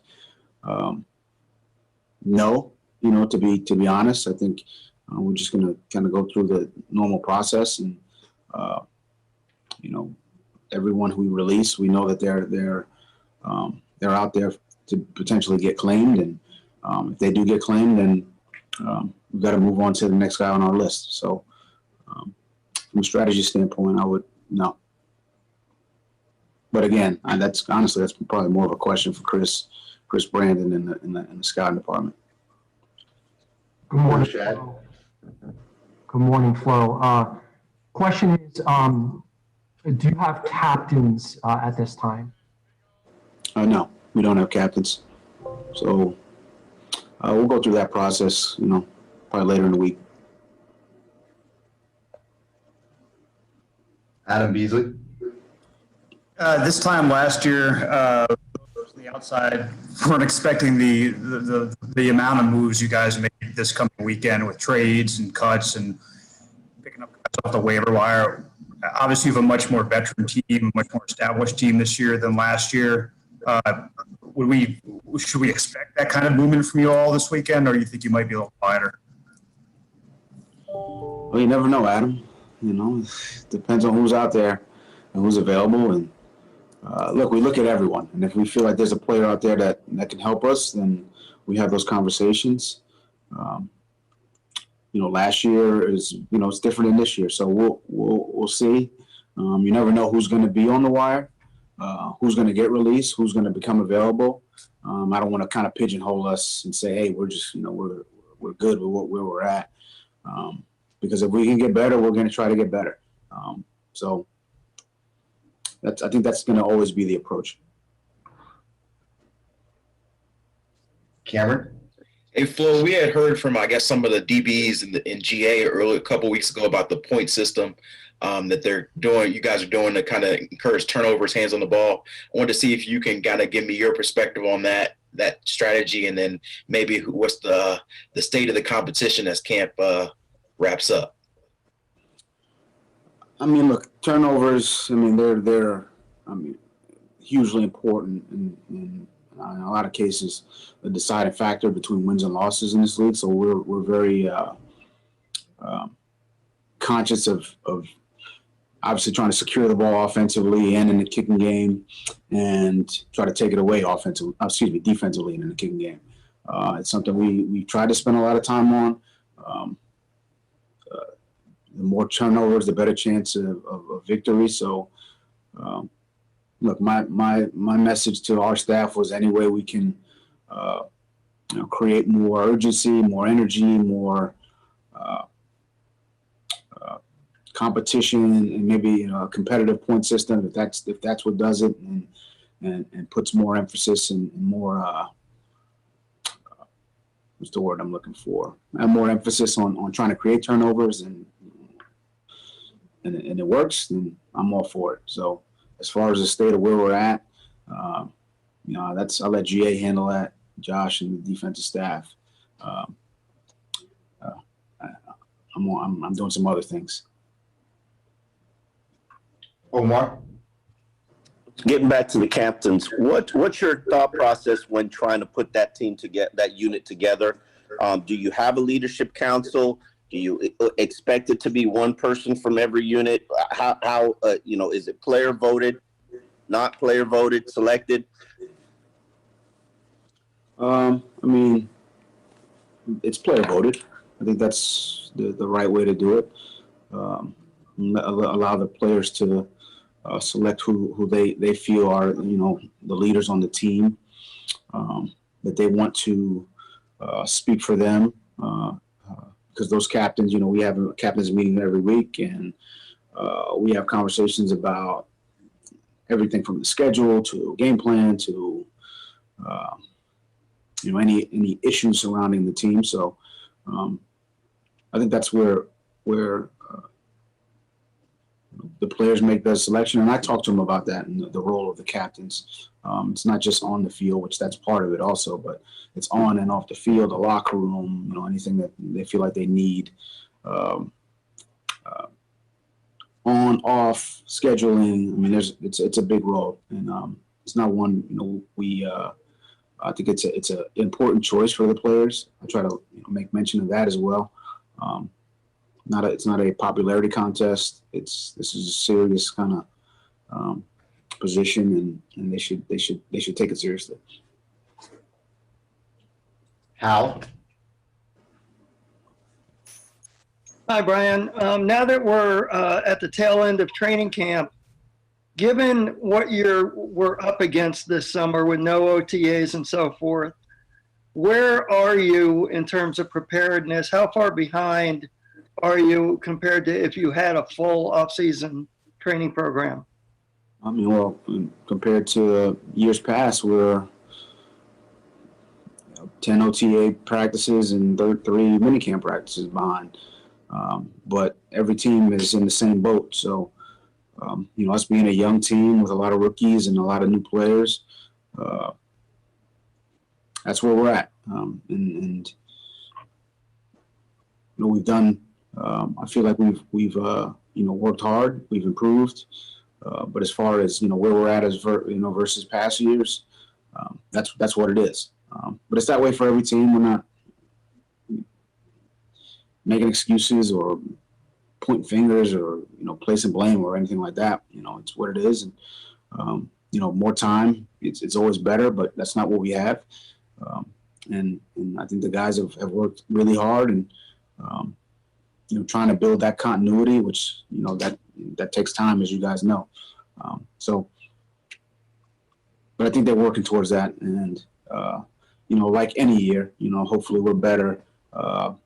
2, 4, 6, 10 weeks from now than we are today. One of the things, let me elaborate a little bit on that, because this is going to be a challenge for every team out there. If Kansas City, I think it's a lot less of a challenge for them, not because they won the Super Bowl, it's because that team's pretty much established. You know what I mean? And so it's going to be tough for Miami. What I love about Flo, one of the things that I like about him, and I kind of run this with my life, I don't make excuses. You screw up, and you address it, and you move on. You got a challenge. You know what it is. You got to face it. No complaining about it or trying to find some negative about it. All that's going to do is set you back on trying to accomplish whatever you're trying to accomplish today, for the next week, for the next month, for the entire year, for your lifetime. It doesn't matter. It's a waste of time. And it's a waste of time right now complaining about what you're in or even thinking about it. What you got to do is what he's doing. Just go to work every day, man. Do your best every day. Try to prepare yourself. And then hopefully your team will follow suit. And I want to remind you, this is the team that started 0-7. This is the team that finished 5-4. This is the team that beat New England at the end of the year when New England was an established team and needed that win for that bye week. Okay? And they weren't that good. They really needed that bye week. Okay? And they didn't get it because Miami took it away from them. What I will say, and I've said this already for months now, okay? He is perfectly suited for this kind of a season. I don't know if Zach Taylor is in Cincinnati. I know Adam Gase isn't in with the Jets, okay? Guaranteed. I'm not sure about some of the other coaches around the league. But I know this guy here is going to make his players not point fingers, not worry about that, it's a condensed season, not worry about that you don't have enough practices. Focus on what you got to do today. Focus on the game plan for this week. And I think that's what he'll do. And the good thing, let me give you a bright side to all of this, that this did not happen last year, that we didn't have COVID last year, because in his first year to then deal with no offseason, all of that, that would have been brutal. At least he has a group of players that helped him establish the culture last year, and that those players, along with some of the leaders he already added, like Van Noy, will help out in establishing that culture. That you remember how I talked about earlier, that the Heat have Jay Crowder, and they have Jimmy Butler, and they have Iguodala, and they have Goran, and they've got Olynyk, and they've got some veteran guys that can then teach and lead the heroes and the Bams of the world and teach them, hey, Kendrick, this is how you do it. You know what I mean? That kind of stuff. And that balance has been really good. Well, he has some of that balance. He added a couple of veterans in Byron Jones and Kyle Van Noy, because he had to add a couple, right? Along with the guys that he already has established, the Wilkins kid, Godchow, guys like that will help on defense and lead and what they've got to do. So this transition, it's going to be tough for everybody. But I do feel that the Dolphins at least has a guy in place in Brian Flores that is really well suited to handle all this chaos. One more thing. Somebody brought it up yesterday, actually, and one guy goes to me, I think it was on the text, I love Brian Flores, but man, the press conferences are brutal with the ums and all that. You got to understand this, okay? When you're a Patriots coach, you don't talk to the media. They keep you under wraps the entire time. It's Belichick, and that's it. And so, in other teams, you get to go interview the wide receivers coach and the offensive coordinator and the quarterback's coach. Coach lets you do that. Belichick doesn't. So what does that do? That prepares you. So when you do become a head coach, you've been in front of the media. You've been handling it, all of that. You see how Flo lets some of his assistant coaches talk? They don't do that in New England. And when you're under wraps for so many years like that, and you've never done this, then all of a sudden you're thrusted in there. He's not a public speaker. It's not what he does. You know what I mean? He's a football coach. And he also, you got to remember, he's also thinking about what he's saying to make sure it gets out the right way and it doesn't get in the way. You know what I'm saying? And we've pointed that out many times. Okay? But give the man a break. Look, not everybody's Pat Riley. Okay? He's just a special dude. Pat Riley looks good. He sounds great. He knows how to deliver everything. He knows how to leave meat on the bone for the reporters. He knows how to use the media to send a message to players. He's a master. You know what I'm saying? But not everybody's built like that. So give Flo a break, okay?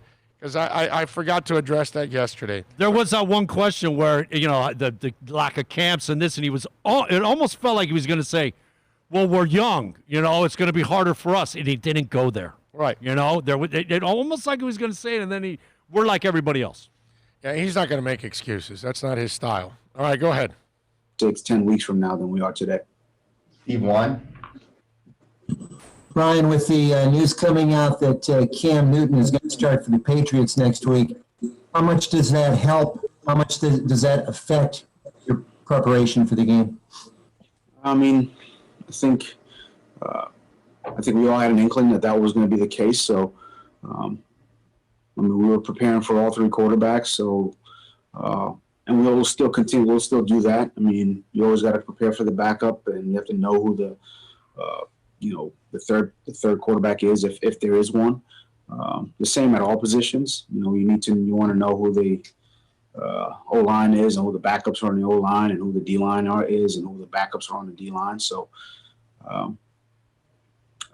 but, with him being named the starter, I mean, we've watched a lot of film on Cam. We'll continue to do that, but we'll also watch Hoyer and Stidham and, the rest of the guys on that team. They're very talented. They're, obviously a well-coached team. It's hard to win on the road, so we'll, it'll be a challenge. We know that. And doesn't matter who the quarterback is, it'll be a challenge against that team. Now, you got to answer that way, and let's just call bullshit. He was expecting Cam Newton to be the guy. You're expecting Cam Newton to be the guy. I'm expecting Cam Newton to be the guy. They weren't preparing for Jarrett Stidham, okay? And the other clown, what's his name? The kid that's floated around Cleveland and there or whatever, he's just a terrible passer. I forgot his name now. Hoyer, there, Brian Hoyer. Oh my God, garbage, straight ass hot garbage. So, you preparing for Brian Hoyer is like, let me take an 18-hour nap. You know what I'm saying? And just like, give me a break. They were preparing for Cam Newton from the get-go. They're preparing for all kinds of run type of schemes, all of that, because that's what they're going to do. They're going to do a lot of running. I don't think this thing's going to last. I don't think it's going to work, but whatever. It'll be fun, but please, let's just call it like we see it here. They were preparing for Cam Newton. Go ahead. Time for one more. We'll go to Safid. Hey, Coach. Yesterday there was a report that the team was kind of taking calls for Josh Rosen. Whether that's true or not, could trading away Rosen maybe lend for the opportunity for Tua to play maybe a little bit earlier than you want to play him? Not gonna answer. Yeah, I mean, as far as the rumors about Josh, I think it's the day before cut down day, and I think there's a lot of names that are floating around, and we're fielding calls left and right. Or I know Chris is about Josh and probably a handful of other players, and I think that's the case across the league. As far as Tua, as you mentioned, no decisions have been made. We're just we're going to go out here and practice today and make the decisions, on the roster tomorrow. But yeah, I mean, we're taking fielding calls on everybody. Well, not everybody, but on a handful of players, and I think every team is doing the same thing. But again, Josh has competed. Josh has made some great throws. Josh is, I think he's gotten better over the course of training camp. So, I mean, that's where we are with him. And that's really, hopefully that answers your question. That is the head coach, Brian Flores. He wasn't going to answer anything specific because he can't. And it wouldn't make any sense. The interesting part of that is, we're fielding questions of several players. And then you have to start thinking about it. Who would it be? Would it be X? But he's injured, coming off injury, and the domestic issue. The offers are probably low right now. Josh Rosen, the offers are probably low right now. What are you going to trade? Jesse Davis? Just what else? You know what I mean? Aren't really a lot of options for them to trade. But of course they're going to be, listen, you should be fielding offers every day from everybody and anybody. What do you got? What do you want to offer? Oh, you want Tua? What do you want to offer? Anybody should be available. If the offer's crazy enough, you take it, like Tunsil. You got to take it.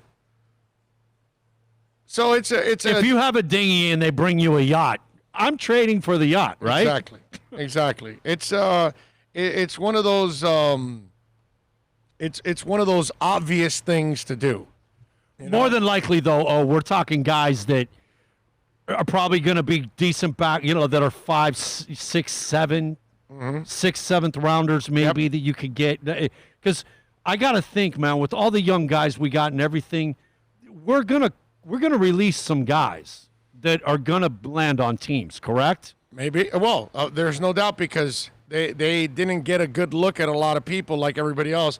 Everybody might be releasing a guy they might regret. And rather than just throw him to the heap, get something back in return if you can. Why not? Why not? Kenneth Cleveland gives us a little love on the Super Chat.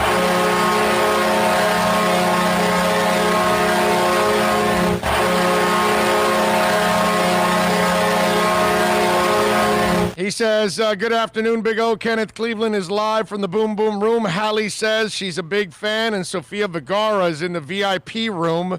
Big O, tell Bill I have an opening for head of security for the Boom Boom Room. There you go.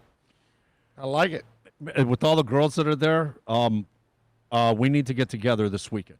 There you go. Why not? Why not? I'll forget the social distancing, COVID thing. Sophia, Selma, Holly. You know what I would love? I would love to have a picture with Holly and then send it to you and go, hey, guess what, brother? We're eating licorice together. Would be nice. There you go. So, Richard McLean, so Big O, are you saying we're going to suck early and get better as the season rolls on? O-line could be a problem early on or all the way. Well, I would imagine that we're going to have problems early on, Richard, because it's a young team. And you're adding new pieces. So I expect some struggles early on from this team. As long as Flo wins games, I don't care how many he says during his press conference. He speaks fine, plus he's thinking at the same time, so he does not say the wrong stuff. Exactly. Coach Flo, is what your favorite food? Steak-ums. I have a question for you, because where we're at, are we going to go right to one? Or do you want to break and try to keep this next one like a segment? Well, we'll try right there. Let me see here.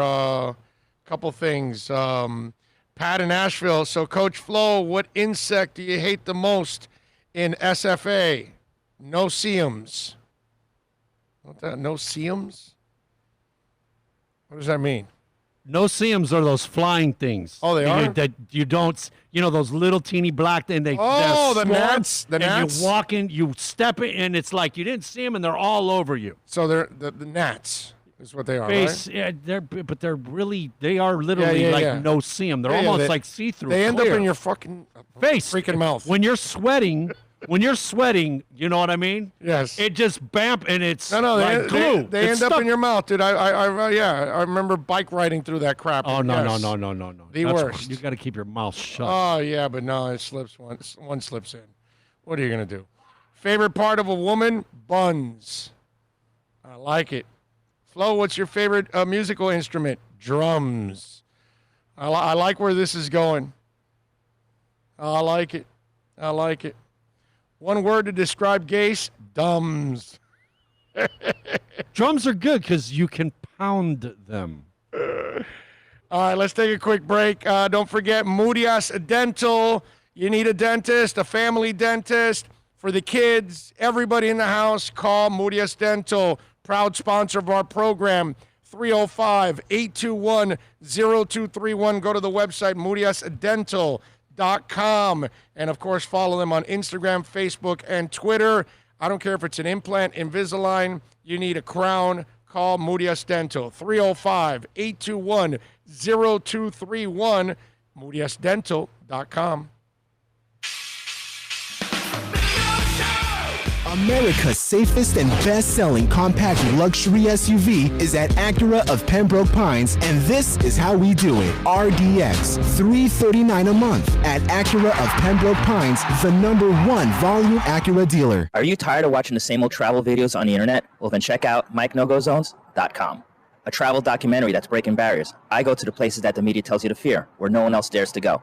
Baltimore, Opelika, South Side of Chicago, and more. Go to MikeNoGoZones.com. It's a buyer's market at Toyota of Hollywood. Over 1,500 Toyotas on the ground, and truckloads just keep on coming. Now pay up to 50% less. 2020 Camry, not $29,000, $17,775. 2020 Corolla, not $22,000, $13,775. Buy a new 2020 Toyota with 0 down and 0% financing, or we'll make your payments till 2021. At Toyota of Hollywood, the #1 volume Toyota dealer on 441 between Hollywood Boulevard and Sheridan Street.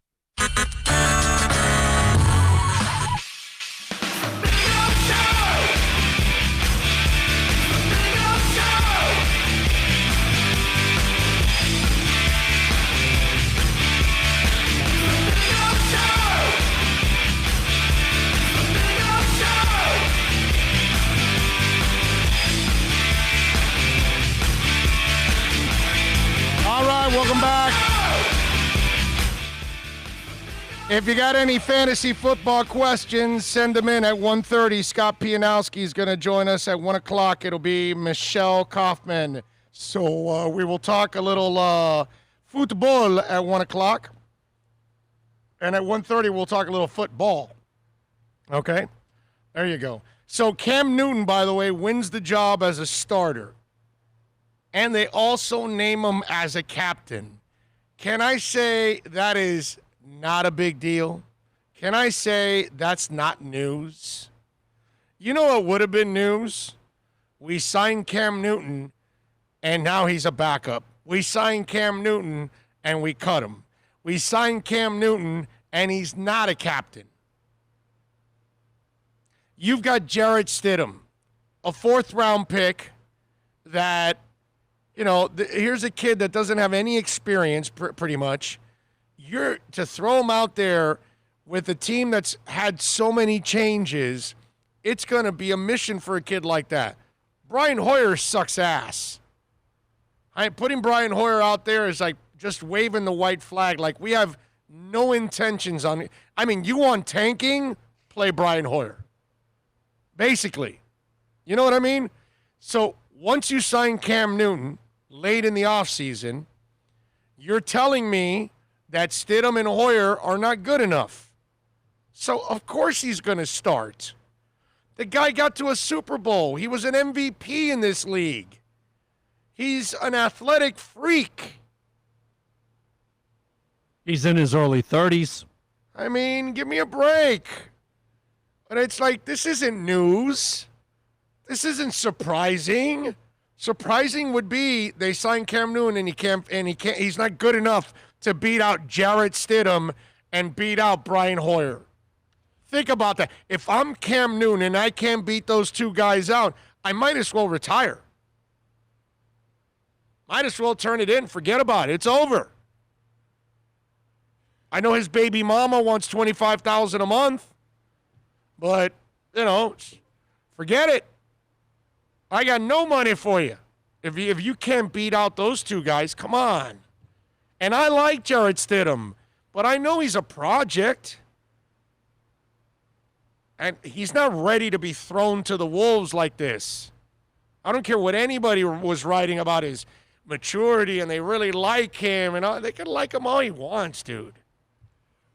One of the things that the media was saying that I caught was the fact that when Seau went to them, he had to wait a year to be named a captain. So that, you know, little tangent is what was the, oh, wow. Okay. Nobody's ever got to do this. The problem is that doesn't make any sense because when Seau got there, they were a loaded team that had established people and established leaders. This team has been decimated. Okay? But they're not factoring that in. In fact, their captains opted out. Hightower is your captain, and he opted out. Chung opted out. Probably a captain, too. Brady, a captain. I mean, it just, you know, again, the floor was open for a new captain. Again, think. There are no captains. They have to pick captains. And if Cam Newton's not your captain and he's your quarterback, that's sad, dude. Sad. Okay? Teams even pick even if the quarterback is not a talkative guy, they still pick him as a captain just because, dude, it's the quarterback. You got to pick him as you got to pick him as a captain just to maybe help elevate him a little bit himself. Maybe he'll talk more. Maybe he'll lead more by example or whatever. Even if the guy is nothing, they'll pick him as a captain pretty much. So I saw this yesterday and I was laughing like this is some kind of an accomplishment or something. They had no choice. The real news would have been if he didn't end up as a starter or a captain on that team. That would have been news. Okay, Brady's there and he's the backup. I can see. Brady's not there and a whole bunch of other guys that were your leaders are gone. You got to be the captain at this point. That's right.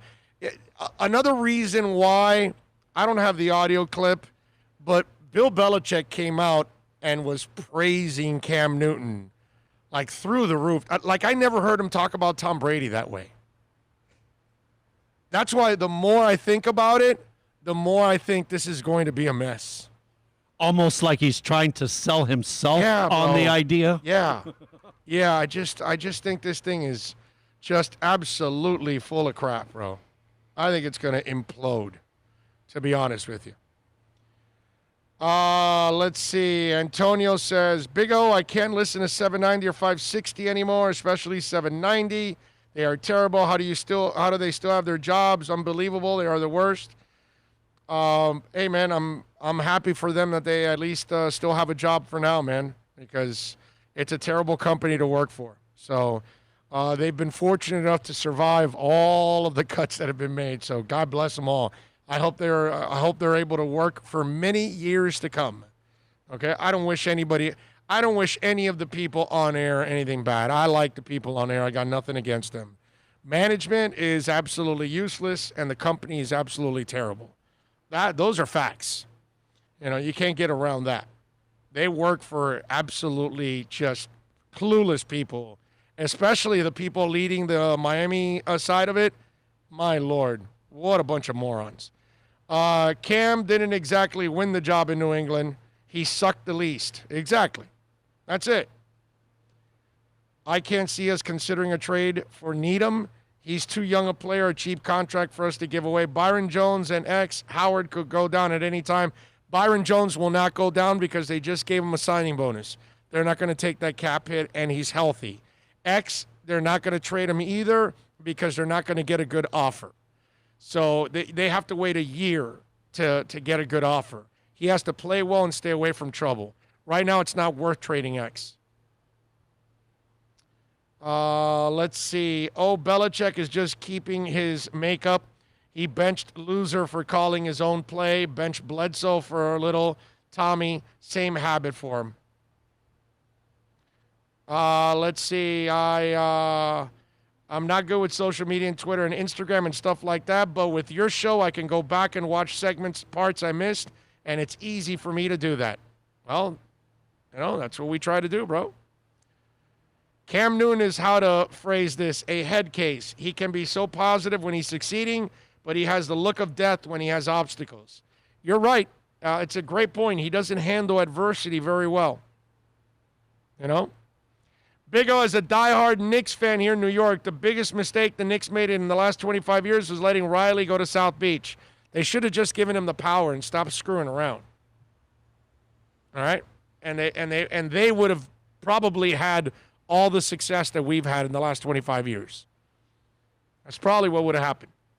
Thank the Lord it didn't happen, but that's probably what would have happened. Just an FYI, the only thing I could find is him on Rich Eisen, Belichick, talking about Cam. Yeah, but no, not the one. It's just recent. It's in the last couple days. That's the latest. If it says months ago, then that's not the one that I think you're talking. I'm trying, brother. No, that's fine. I appreciate it. But it's just it's all good. What are you gonna do? I just find it. This thing is, to me, going to blow up. I'm just, whatever. Maybe I'm wrong. It won't be the first time. 786-322-1105. If you want to get in on the program, that's 786-322-1105. If you want to get in on the program, let's see. Jesse in Minneapolis, I guess, was having fun with our Calabro discussion. One also says he loved the Omar Kelly interview from yesterday. For those of you that missed it, Omar Kelly was with us yesterday on the show, and we had a little fun with Omar, talking all kinds of things. Ironically, Dan Marino, segment number 13. What? Oh, okay. From yesterday, segment 13. Hey, man, when you see 13, what's the first thing that goes through your head? Yeah. No, it's always Danny. Danny, of course, bro. Let me give you a little. Jake Scott, shortly thereafter. Don't forget about Jake. Let me give you a little music notes here on the program. First of all, we start off in 1976 on this date. Fleetwood Mac had their first #1 album with their self-titled record, which at the time, by the way, had already been on the charts for over a year. In 96 on this date, Oasis outraged fans at the MTV Music Awards when during their performance of Champagne Supernova, Liam Gallagher spit on stage and threw a beer bottle or beer into the crowd. Yeah, that's him. In 71 on this date, Paul McCartney had his first solo #1 in America with the song Uncle Albert, Admiral Halsey. In 86, Blur, Oasis, and Radiohead were among the bands that recorded tracks for War Child charity album that was released 5 days later. All profits went to kids in the war in former Yugoslavia. Interesting. What else? Soon after getting his driver's license in 1986 on this date, after a 5-year suspension, Greg Allman was arrested in Florida on charges of drunk driving. And on this date in 1982, the Steve Miller Band had a #1 song in the country with Abracadabra. I want to reach out and grab you. First thing that goes through my head, the video. Yeah. With like the record with the balloon, and it's spinning. I got to say, I love that song, but I had no idea it went to #1. Oh, no. Yeah, you I didn't realize that. When I read that this morning, I was like, wow, that song was a #1? I remember it being a hit, but I didn't know it went to #1. You know dude. something That's that strong. Oh, that's another one of those songs because you quite like Centerfold, Jay Giles was the first #1 that MTV created. That video being played so often, I'm wondering if that MTV, you know what I mean? Of course. No, definitely. And video killed Makes the radio sense. star. No doubt. No doubt. 1951 on this date, Martin Chambers was born. He of the Pork Chops. You guys know who he is? Drummer with the Pretenders. Pork Chops? Pork Chops? Okay. In 1960 on this date, Kim Thale, Soundgarden guitarist, was born. And in 1981 on this date, Beyonce was born. The singer, songwriter, dancer, and actress, Destiny's Child and solo stuff, all that good stuff. She has sold an estimated 100 million records as a solo artist and 60 million records with the group Destiny's Child. She's won 22 Grammy Awards and is the most nominated woman in the awards history. How about that? I remember it was a big deal opening season up at the Patriots when they got back together. Remember that? Oh, yeah. That was huge. Yeah. Wow. Super Boom Shack drops a big super chat.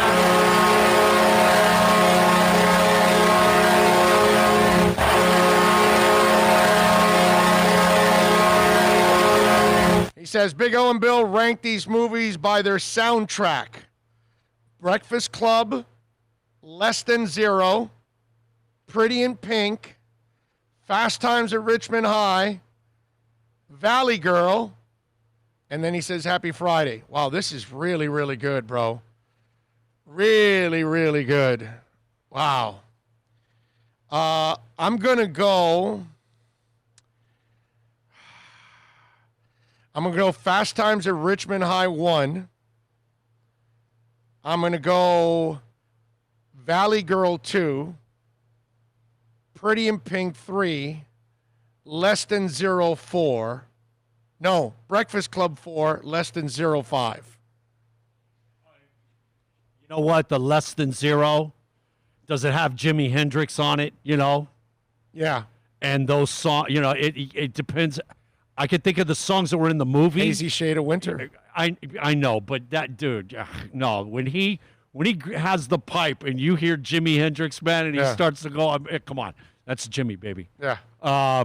It depends on what's on the soundtrack, but in the movie, I'm trying to remember. Well, that's the soundtrack. In the the soundtrack is the movie, bro. No, but not all the songs in the movie are on the soundtrack. That's not true. Well, but That's most not true. I have all these soundtracks. Not true. I have all these soundtracks. You know what's one that he left? This is like really hard. You know what's one that he left out that I'm partial to? The movie Heavy Metal.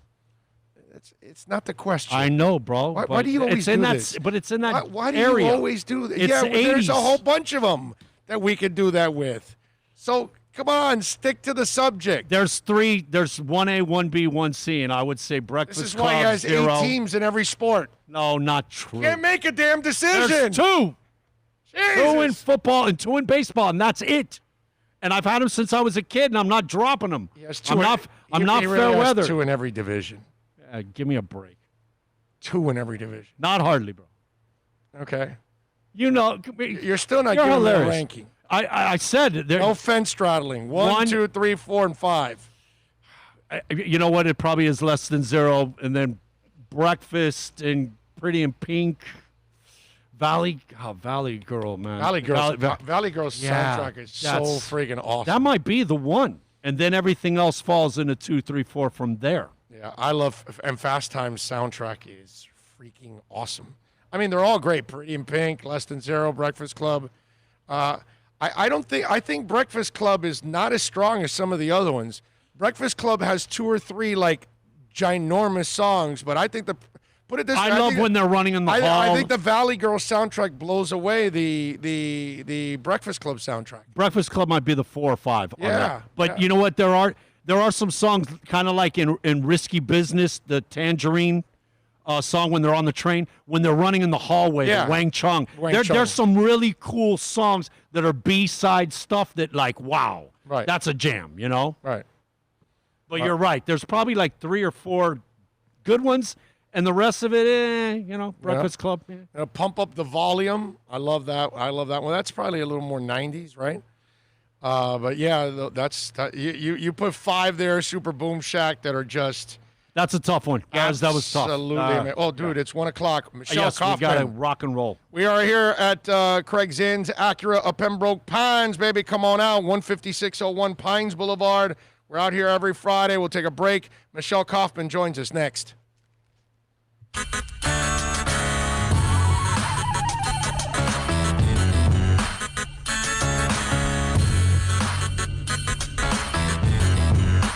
This is the Big O Show. This is the Big O Show. This is the Big O Show.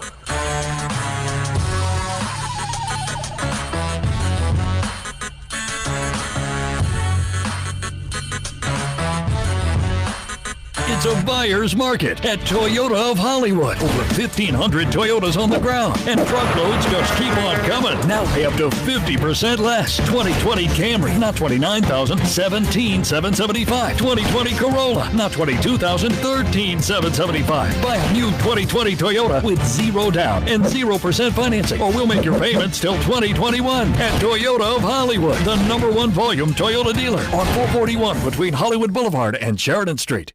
Are you tired of watching the same old travel videos on the internet? Well, then check out MikeNoGoZones.com, a travel documentary that's breaking barriers. I go to the places that the media tells you to fear, where no one else dares to go. Baltimore, Opelika, South Side of Chicago, and more. Go to MikeNoGoZones.com.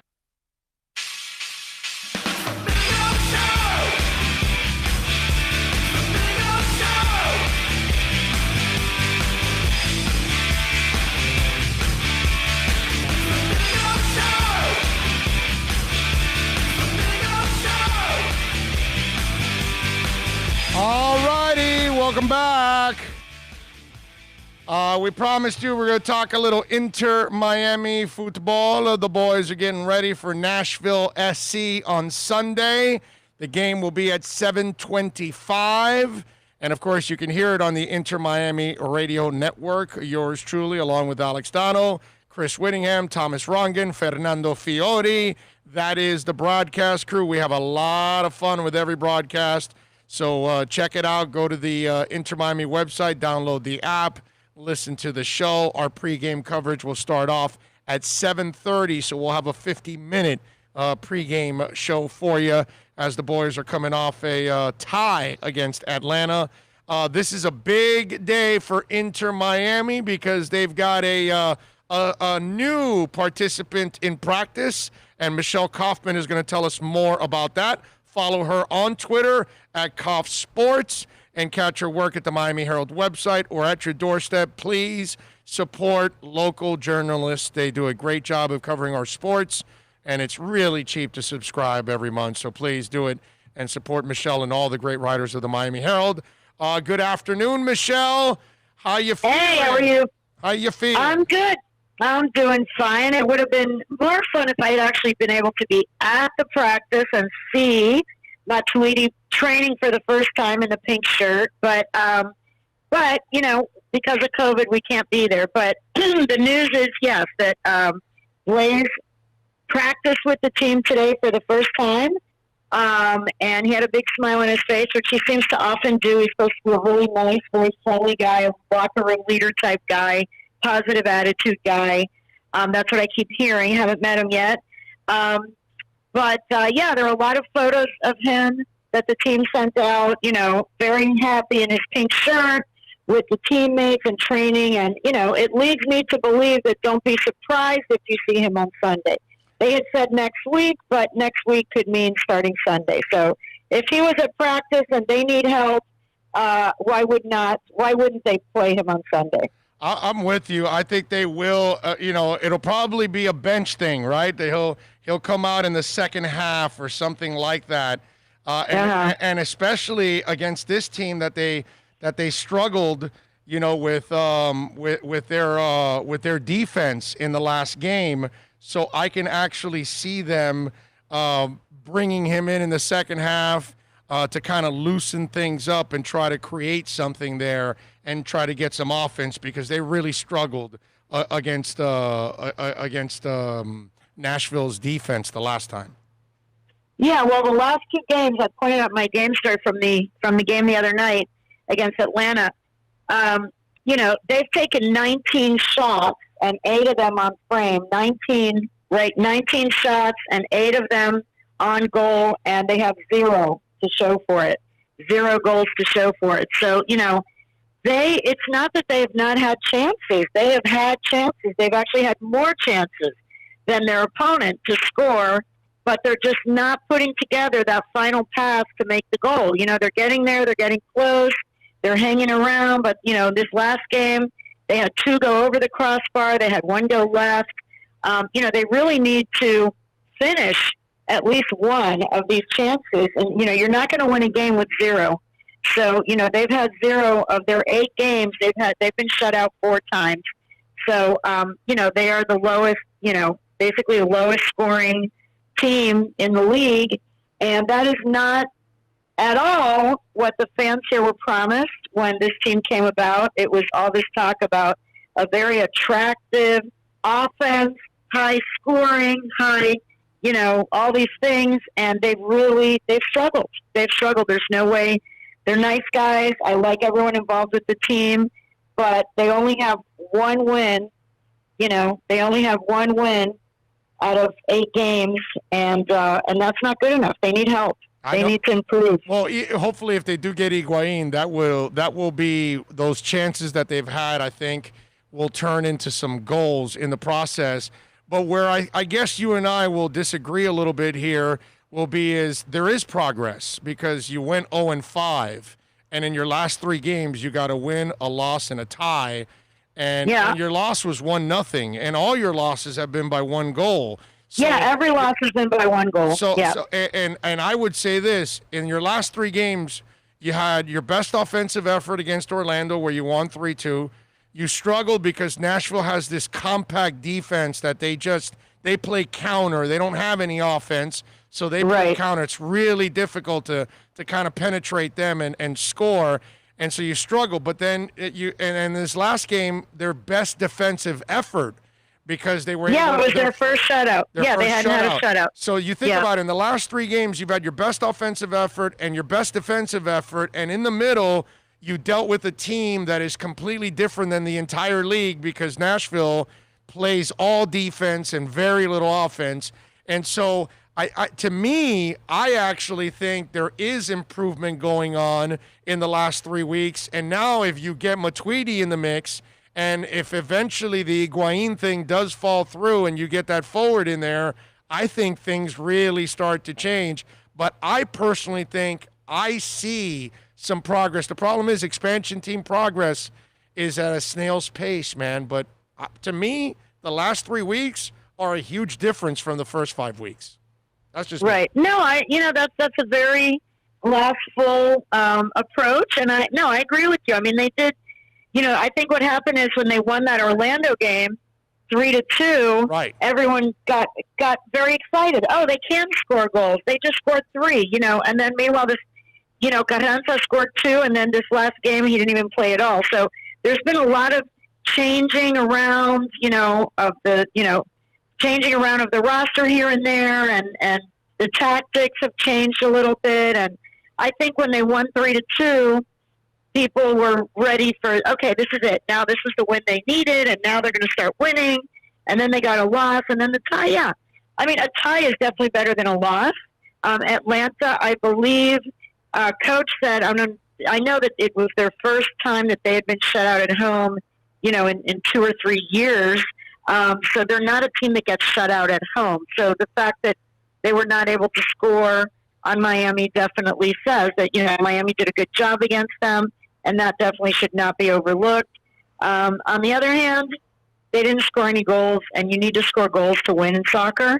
So, I think Matuidi is going to make a big difference. And yes, Higuain, all the reports say this is very close, this is very close. The team paid $50,000, which is the required amount, when MLS has all these.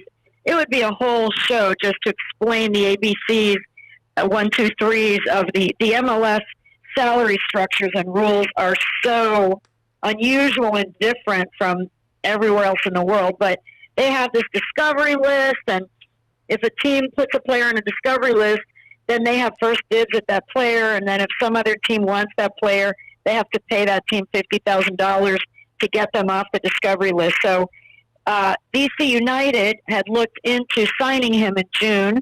His brother is a player coach on that team, Frankie, I think is his name.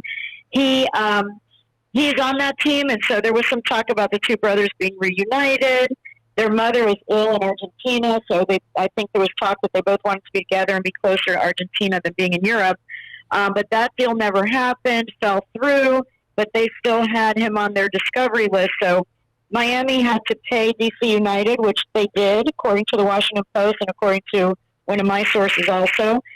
Inter Miami did pay DC United the $50,000 fee to get him off the discovery list. So, I mean, it looks like they are definitely, very deep into the negotiations. And while it looks like Messi is staying where he is, and it looks like Suarez is going to Juventus, I think, then everything, all the dominoes are falling into place. And so far, the Higuain domino seems to be falling into Inter Miami, which will be interesting, too, because he's a teammate of Matuidi. So you've got two guys who are teammates. They know each other well. They've played together. There's no period of time where they have to get to know each other's game. They know each other's game very, very well. So you have automatic chemistry between those two, and you just have to integrate that little duo into the group. So, yeah, there could be a turnaround very quick if they have both of those guys on the field, in the next couple of weeks. I'm intrigued on Sunday to see, because the way Nashville plays, I want to see how Diego counters it now and tries to loosen up the middle of that field because of the way that they're so compact on defense. And if Matuidi does play, I think a guy like Lee Gwynn and Matuidi are really important in a game like that because of the way that Nashville plays. And if you're able to score on them first, then they're going to have to get out of their game and all of a sudden try to, move forward a little bit more. And then that's when they're going to loosen up, that compact defense that they have. I'm super intrigued to see what Diego does to kind of counter that now. And that's the interesting part about this whole round robin part of the schedule. Because they're getting to know these teammates very well because it seems like they're playing them every other day. Right, because you're only playing the teams in your region, which is Atlanta, Orlando and Nashville. So you're playing them. So this is the interesting part where you get that second go around and see how. And this is a good test for us as fans to see how Diego Alonso does as a coach. You know what I mean? And so, and we also have to understand, it's an expansion team. This guy is still trying to figure out who's the starting 11. He doesn't know. Right. He still hasn't settled in on the 11 guys. Plus, now we've got Matuidi coming in, so that's going to move somebody else to the bench. All of a sudden now, if you get Higuain and Matuidi, you're now building your bench up too, because now you're bringing starters to the bench. So now you're going to have a better bench too in the process. A lot of things I think will fall into place as the season goes on. But in this microwave society, Michelle, we want, instant gratification overnight, and it just doesn't happen. And I know in this case we can because of the help, but that help hasn't happened yet because here's where it's coming now with Matuidi and Higuain. These are the kind of guys that are going to make an enormous difference. Right. Yeah, Lee still didn't play. We talk about Lee every week. I know. I mean, he came in the Nashville game, and I mean, I'm not the coach of the team, but to me, he played well. Every time he comes in, something happens. Every time he comes in, he does something. He's very visible. He's very noticeable. I think. And then, so I thought, I even thought maybe he would even start against Atlanta. And then not only did he not start, he didn't even play the entire game. He put Jay Chapman, and then he brought back in Will Trapp. So Lee didn't even see the field for 1 minute, even though I thought he played very well against Nashville. So there's something either going on at practice or with his fitness or with something that I don't see, because what I see is that every time he comes in, he makes a difference, and yet not only did he not start, he didn't even bring him into the game at all in this last game. So, but I'm not one to really, I'm just stating my view. Right. I don't usually question coaches because I know that Diego Alonso knows a million times more about this sport than I do. So I cover it. I see what I see and whatever. But I do, and we've asked him point blank about Lee, and Diego is very, very close to the vest when he does interviews. He really does not reveal much, and especially about particular players. He does not like to talk, good or bad, about individual players. He always just talks about the team, el equipo, el grupo. He never wants to talk. When we even want him to praise a player who had a great game or something, he won't. He is so reluctant. He said they're all part of the team, and, he just doesn't. He won't go there. We try. We bait him as much as we can, even of a positive question about a guy who had a great game or something, and he won't. He'll just say something very, very basic. So, Lee, we ask him about Lee all the time, and he has not really explained what is lacking from him or why doesn't he play more. He always says the same thing. Oh, we know that Lee is a quality player, and he's always considered along with all of the other players, that kind of answer. So, yeah. So I don't know. I'm with you. And remember, one of the things also for them in their development in their first 8 games, Matias has been very up and down. He's been inconsistent, but he's young. He's a baby. He's still learning. And then Carranza had those 2 goals. He was coming back from the injury. And clearly, after the performance after the 2 goals, the coach didn't waste any time and then benched him. And so those 2 young guys are big investments, but they're still developmental players. That's why the other 2 pieces of Matuidi and Higuain are going to be so important, because those are established veterans that are supposed to lead the way, and they're going to be great examples and great teachers for the Matias and the Carranzas of the world. Those kind of Right, guys exactly. need them. You know what I mean? So I think things will change once you start adding those guys. I think we'll see a little bit more of an explosive team. I think we'll see more goals and then make life easy. I'll tell you what, they made life easy for Robles in the last game. I mean, that dude could sit back there in a lounge chair and a cigar in the last game. It was a nice defensive performance for them because their goalie didn't really have to do a lot of work.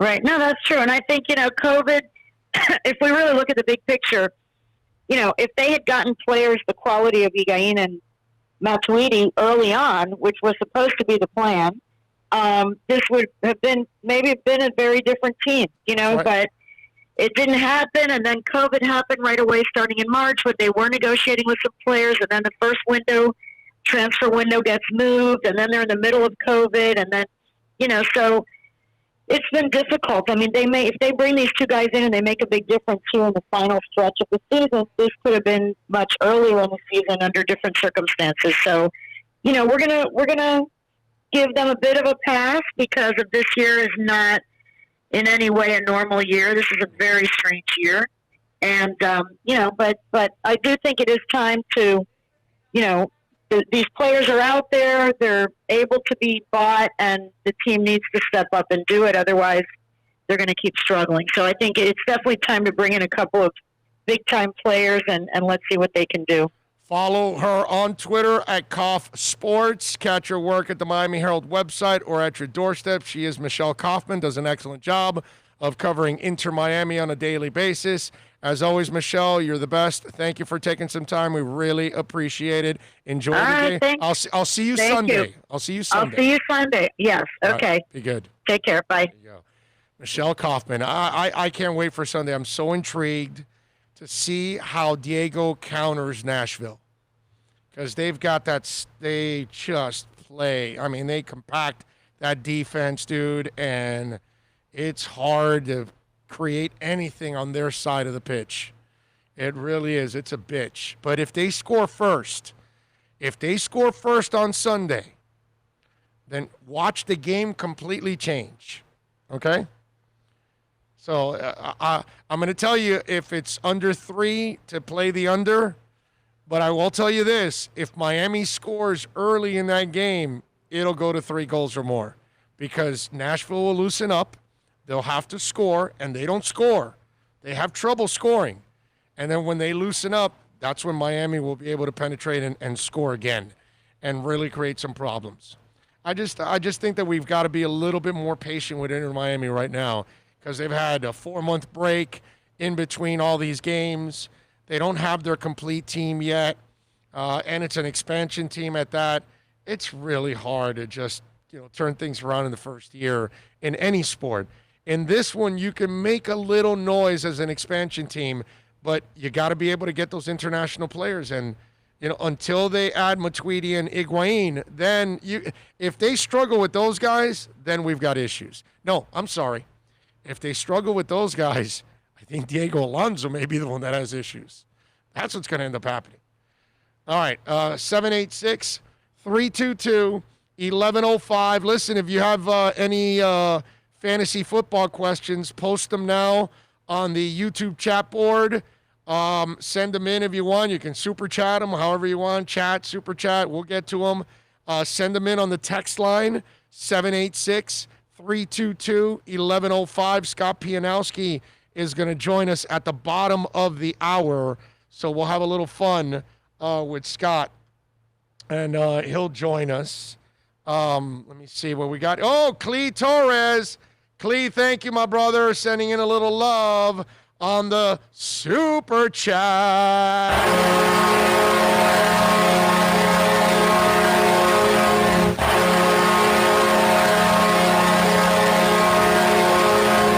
Thank you, Clee. Appreciate you, my brother. That is very nice of you. All of you out there that are super chatting, some of you on a daily basis, thank you so much. Really appreciate it. I think there's a big, long conversation going on with all of you out there. So that's what I see on the chat board. You guys are chatting it up with each other, which is never wrong, nothing wrong with that. Stefano says football and soccer talk is quality. All right. Well, I appreciate you, man. You know something? Even with the text and all, and the YouTube chat, the phone lines are still always busy, man. Always busy. Those phone lines, always busy. Did you guys see Dr. Dre's wife, Nicole Young? Well, they've been married for a while. Nicole Young now is throwing a 99-yard Hail Mary, is what it says. Nicole Young just filed documents asking for temporary spousal support from Dre, and the amounts are staggering. According to the docs, Nicole wants $1.936 million in temporary spousal support monthly. $2 million monthly. She also wants an additional $5 million in lawyers' fees, even though she just filed for divorce 2 months ago. Now they have a prenup agreement, but she wants it thrown out.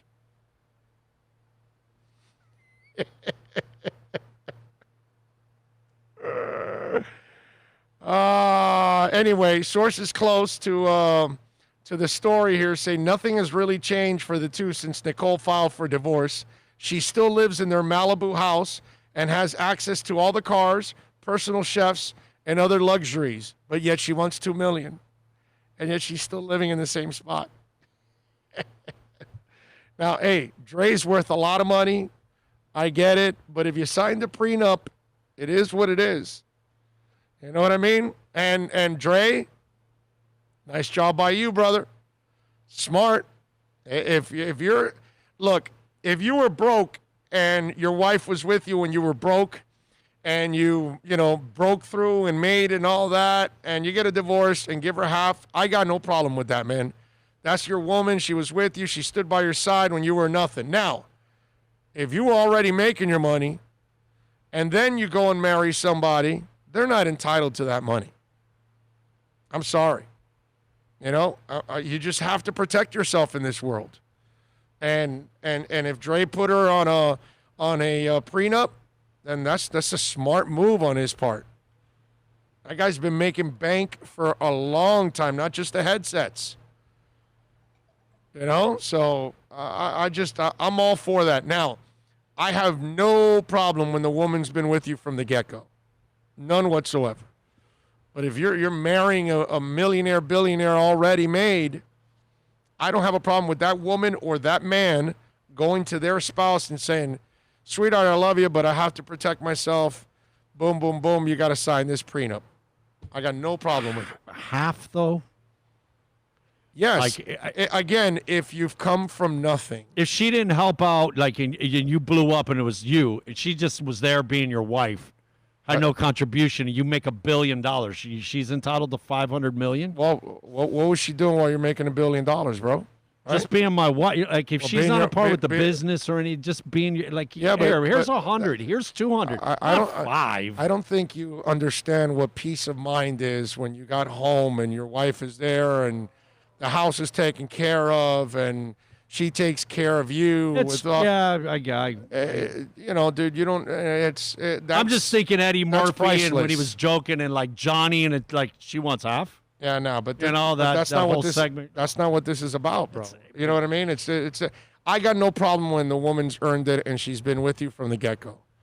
All right, because she's there to encourage you, she's there to support you. While sometimes she might even support you financially while you're trying to. True. Yeah. You know what I'm saying? That's what there should be elements taken into account. But if you make $1 billion and it was all you and she's just taking care, give her 200, 300, but. $500 million. So if I get a broadcast job, okay, let's say they name me CEO of whatever, and they're paying me $500 million. You don't think my wife deserves half? Oh, I know your wife. She deserves more than half. Okay, so then for putting up with you, she probably deserves 3/4, bro. Okay, so that's my point. You get the little stipend. She takes the load, and I have no problem doing that too. Actually, none whatsoever. Okay, I know she's worth more to society than I ever will be. I know she's contributed to society more than I ever will. I know she's better than me a billion times. She is just automatically totally selfless. Like that one time when I'm painting the thing, like she's worried about me. Have I eaten? Right. I haven't even thought about it myself. She just that natural nurture, just consideration. Yeah, natural. Mm-hmm. So Totally unlike you. That's where I don't mind. There's the man, the myth, the legend. Yes, sir, Larry Schlossberg. He's rocking and rolling. Love it. And you should be rocking and rolling out here at, of course, Craig Zinn's Acura of Pembroke Pines. Come on out here, baby. Take advantage. Some great deals. What are you going to do? What are you doing? Continue. Look at what time it is. Oh, it's 1:30. We got to do a little fantasy. All right, if you got fantasy questions, send them in, baby. And come on down to Craig Zinn's where they've got 0.99% financing for 36 months. The ILX, it's $199 a month. They are the #1 volume sales dealership in the Southeast United States now 10 years in a row. The TLX, $239 a month, folks. Come on down, baby. $29.99 do-it signing plus tax tag and registration. Make sure you tell them that Big O sent you. They will take care of you right here. And if you're a military veteran, $750 off towards a purchase. The MDX is $319. They'll make you a deal, man. Tell them Big O sent you right here at Craig Zinn's Acura of Pembroke Pines. It's a buyer's market at Toyota of Hollywood. Over 1,500 Toyotas on the ground, and truckloads just keep on coming. Now pay up to 50% less. 2020 Camry, not $29,000, $17,775. 2020 Corolla, not $22,000, $13,775. Buy a new 2020 Toyota with 0 down and 0% financing, or we'll make your payments till 2021 at Toyota of Hollywood, the #1 volume Toyota dealer on 441 between Hollywood Boulevard and Sheridan Street. Are you tired of watching the same old travel videos on the internet? Well, then check out MikeNoGoZones.com, a travel documentary that's breaking barriers. I go to the places that the media tells you to fear, where no one else dares to go. Baltimore, Opelika, South Side of Chicago, and more. Go to MikeNoGoZones.com. America's safest and best-selling compact luxury SUV is at Acura of Pembroke Pines, and this is how we do it. RDX, $339 a month at Acura of Pembroke Pines, the #1 volume Acura dealer.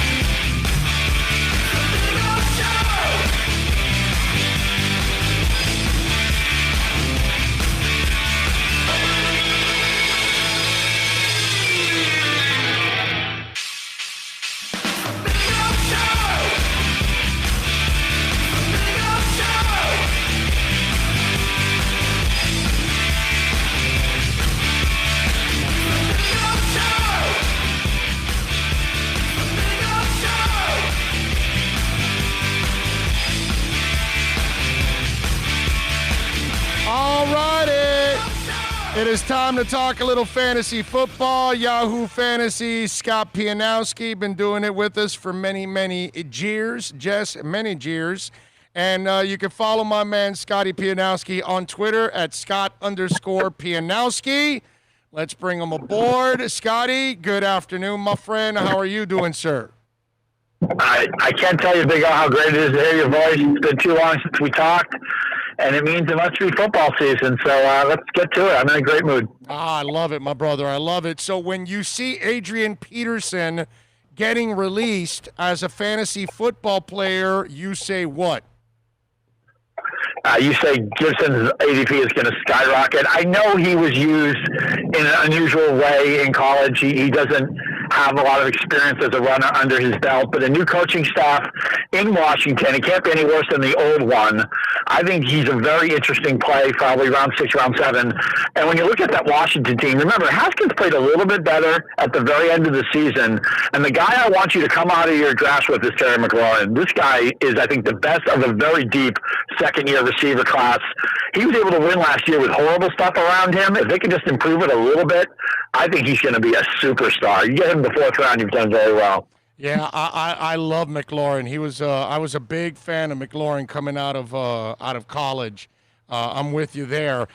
Cam Newton, how do you gauge that offense in New England, fantasy-wise? What are you focusing in on in New England? It's hard for me to say this because I grew up in New England, but I'm fading almost this entire offense. There are so many good quarterbacks in fantasy at any price point that you don't have to talk yourself into somebody you're not sure of. We know Cam Newton needs a running element to his game to be fantasy successful or even NFL successful. He's been hurt for a long time. He hardly played last year. I don't know how much time he's had to get acclimated to an offense. I know they still have Belichick and McDaniels, and that's great. But the skill players here, Edelman's into an age 34 season. They cut Sanu. That didn't work out at all. N'Keal Harry is basically rebooting his freshman year because he was hurt most of last year. So he's rebooting his rookie year, I should say. He's not in college anymore, of course. But other than James White, maybe in the 8th round, or Harry late as a lottery ticket, I think this is going to be a very ordinary Patriots team. And I don't think Newton is a great fit. It's the best they could do. They got him on a total team-friendly contract. He's getting almost no money. It's all incentive-based. And maybe they can make chicken salad out of chicken you-know-what. But I'm not drafting any Patriots proactively. I would take White at the right price. I would take Harry at the right price. I'm ignoring everybody else. Yeah, I wouldn't touch. I don't think this whole Cam thing is going to work out. And, dude, when he came out and gave us that sell job 2 days ago on Cam, now I think it's almost like you're forcing a square peg in the round hole here. He hasn't been an accurate passer, and they've got midget receivers. That doesn't fly well for me. They're not receivers that get all kinds of separation. He's going to have to be deadly accurate, and that's not who he is.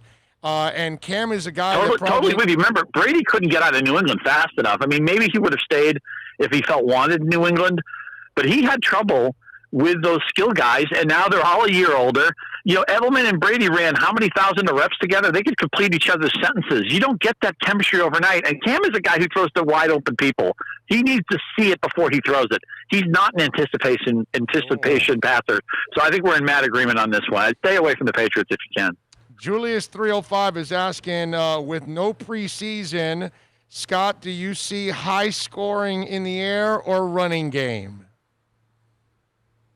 It's going to be dependent on the team. Here's my biggest takeaway about the unusual year we're in. And please, I hope everybody's being safe, being smart, listen to the people smarter than us, and let's try to get through this together. I think we all have that in the back of our minds. I've been trying to draft into continuity. I like teams that have the same quarterback. I like teams that have the same coordinator. I love that the Titans kept Arthur Smith, their offensive coordinator, and it makes me very bullish on Henry, very bullish on A.J. Brown, who they finally, remember, for 2 months, they didn't realize how good he was. He's not going to have last year's efficiency, but he'll make up for it because he'll gain 30 targets. I love that the Saints, it brought everybody back. The quarterback, coordinator, coach, it's all the same. I want to go with continuity. I know, granted, when the team bottoms out like Washington, you hope maybe the new coaching staff will work out, but when in doubt, the teams where I already know what's in place and what works, that's where I've been investing. And again, I want to spotlight Tennessee because a lot of people don't know what to do in the first round after a couple running backs go off. Derrick Henry's been one of my most drafted players. I know he doesn't catch the ball much, although they're talking like he may get an uptick in receptions. He's actually been really explosive as a receiver. He just doesn't have a lot of technical skill in that area. But Tennessee runs with their head, runs with their behind. They run when the score is about even. And I think Henry's going to have another monster year. The offensive line is one of the 5 or 6 best in the league. I have a lot of Henry, a lot of A.J. Brown. I know they're a little bit of a throwback team in a league where most of the league wants to pass. They tend to favor the run. But I think Tennessee is going to be the best team in that division. And there's 2 guys you can get in your draft who I think they look really good right now. All right, so let me stay in that area of the country. Joe Burrow, are you buying it? Is he even good enough to be a number 2 quarterback in fantasy? Because he's just certainly not going to be a number 1. I'm not even sure he won't be a number. I love Joe Burrow. I could talk. We could have done this whole show on Joe Burrow. I love that I actually think it worked in his favor that he had the transfer and he had to sit out and he got stronger and he got more mature. Remember, he's older than Sam Darnold. And he comes into a Cincinnati team. They were 2-14 last year, but by their Pythagorean, they should have won 4.5 games. They really weren't that bad. They just had horrible quarterback play. Somehow Joe Mixon had a decent fantasy season despite all the garbage around him. I think Burrow's going to hit the ground running. I think he might end up being the best rookie quarterback we've ever seen. Statistically, you know, that's partially biased to how they play today. I mean, back in the 70s, a rookie quarterback wouldn't even play. Right. But, I mean, I'm Burrow in a 2-quarterback league, a Superflex league, and the things around him. I want you to get Tyler Boyd on your team. If you can draft him in the 5th or 6th round, what a steal it is. I have some teams where Tyler Boyd's my 4th receiver. I think he might end up being a top 15, top 20 guy. Wow. All those slot throws. Remember how Burrow loved his slot receivers in college? Yeah. He loved Boyd. I think Boyd might catch 95 passes. Wow. Okay. All right. Devin Singletary. How do we look at the running game in Buffalo when you've got a vulture at quarterback? And a vulture behind him and Zach Moss. That's right. And By the way, I'm a huge Zach Moss fan. Yeah, that's what I want you to come away with here. Is I want you to target Zach Moss, and I don't want you to target Singletary because he's slight of build. He's got a fumbling problem that they were concerned about last year. They're concerned about it this summer. And when it's at the goal line, Josh Allen's running him in, or maybe Zach Moss is running him in. I could see Singletary having a 3 or 4 touchdown season. Those carries between the 20s, they sound nice, but they're kind of a waste of time. We want the money carries. We want those goal line carries. We want the third down work. I think Singletary at his ADP is a trap. I would avoid him completely. And I think Moss is one of those interesting players who maybe wouldn't be good enough to be a fantasy starter right away. But there's going to be an avalanche of interest in that guy. If he ever gets 50-50 work with Singletary or even becomes the preferred guy, you could have a league winner on your hands. I want you to try to draft Moss, and I really don't want you to take Singletary. Yeah, Singletary, what, is a handcuff at best now? Is that the way you're kind of viewing him? What is it? You'd have something to hang your hat on. He's not a full-time back. He's not a goal line back. He's not a heavy touch back. And he's got a security issue that the team is openly talking about. Here's a rule of thumb, by the way. We don't have exhibition games. So you news filters out of camp. And it's like, well, what do we pay attention to? What is true and what is fluff? Anything that's said positively, I take with a grain of salt. Maybe it's accurate. Maybe they're just trying to boost the player up. Maybe they want to trade the guy. Who knows? Anything negative they say on a player, they have no incentive to be negative on a player. When they tell you something negative, take that seriously. When Buffalo says, this kid's got a fumbling problem, he needs to figure it out, I take that seriously. I don't think you can draft Singletary. Just to take him off your sheet. I would have told you 2 weeks ago. I said this on Twitter and everybody got mad at me. I said, this is how you get ready for your draft. Get out your cheat sheet, cross off Leonard Fournette, go draft.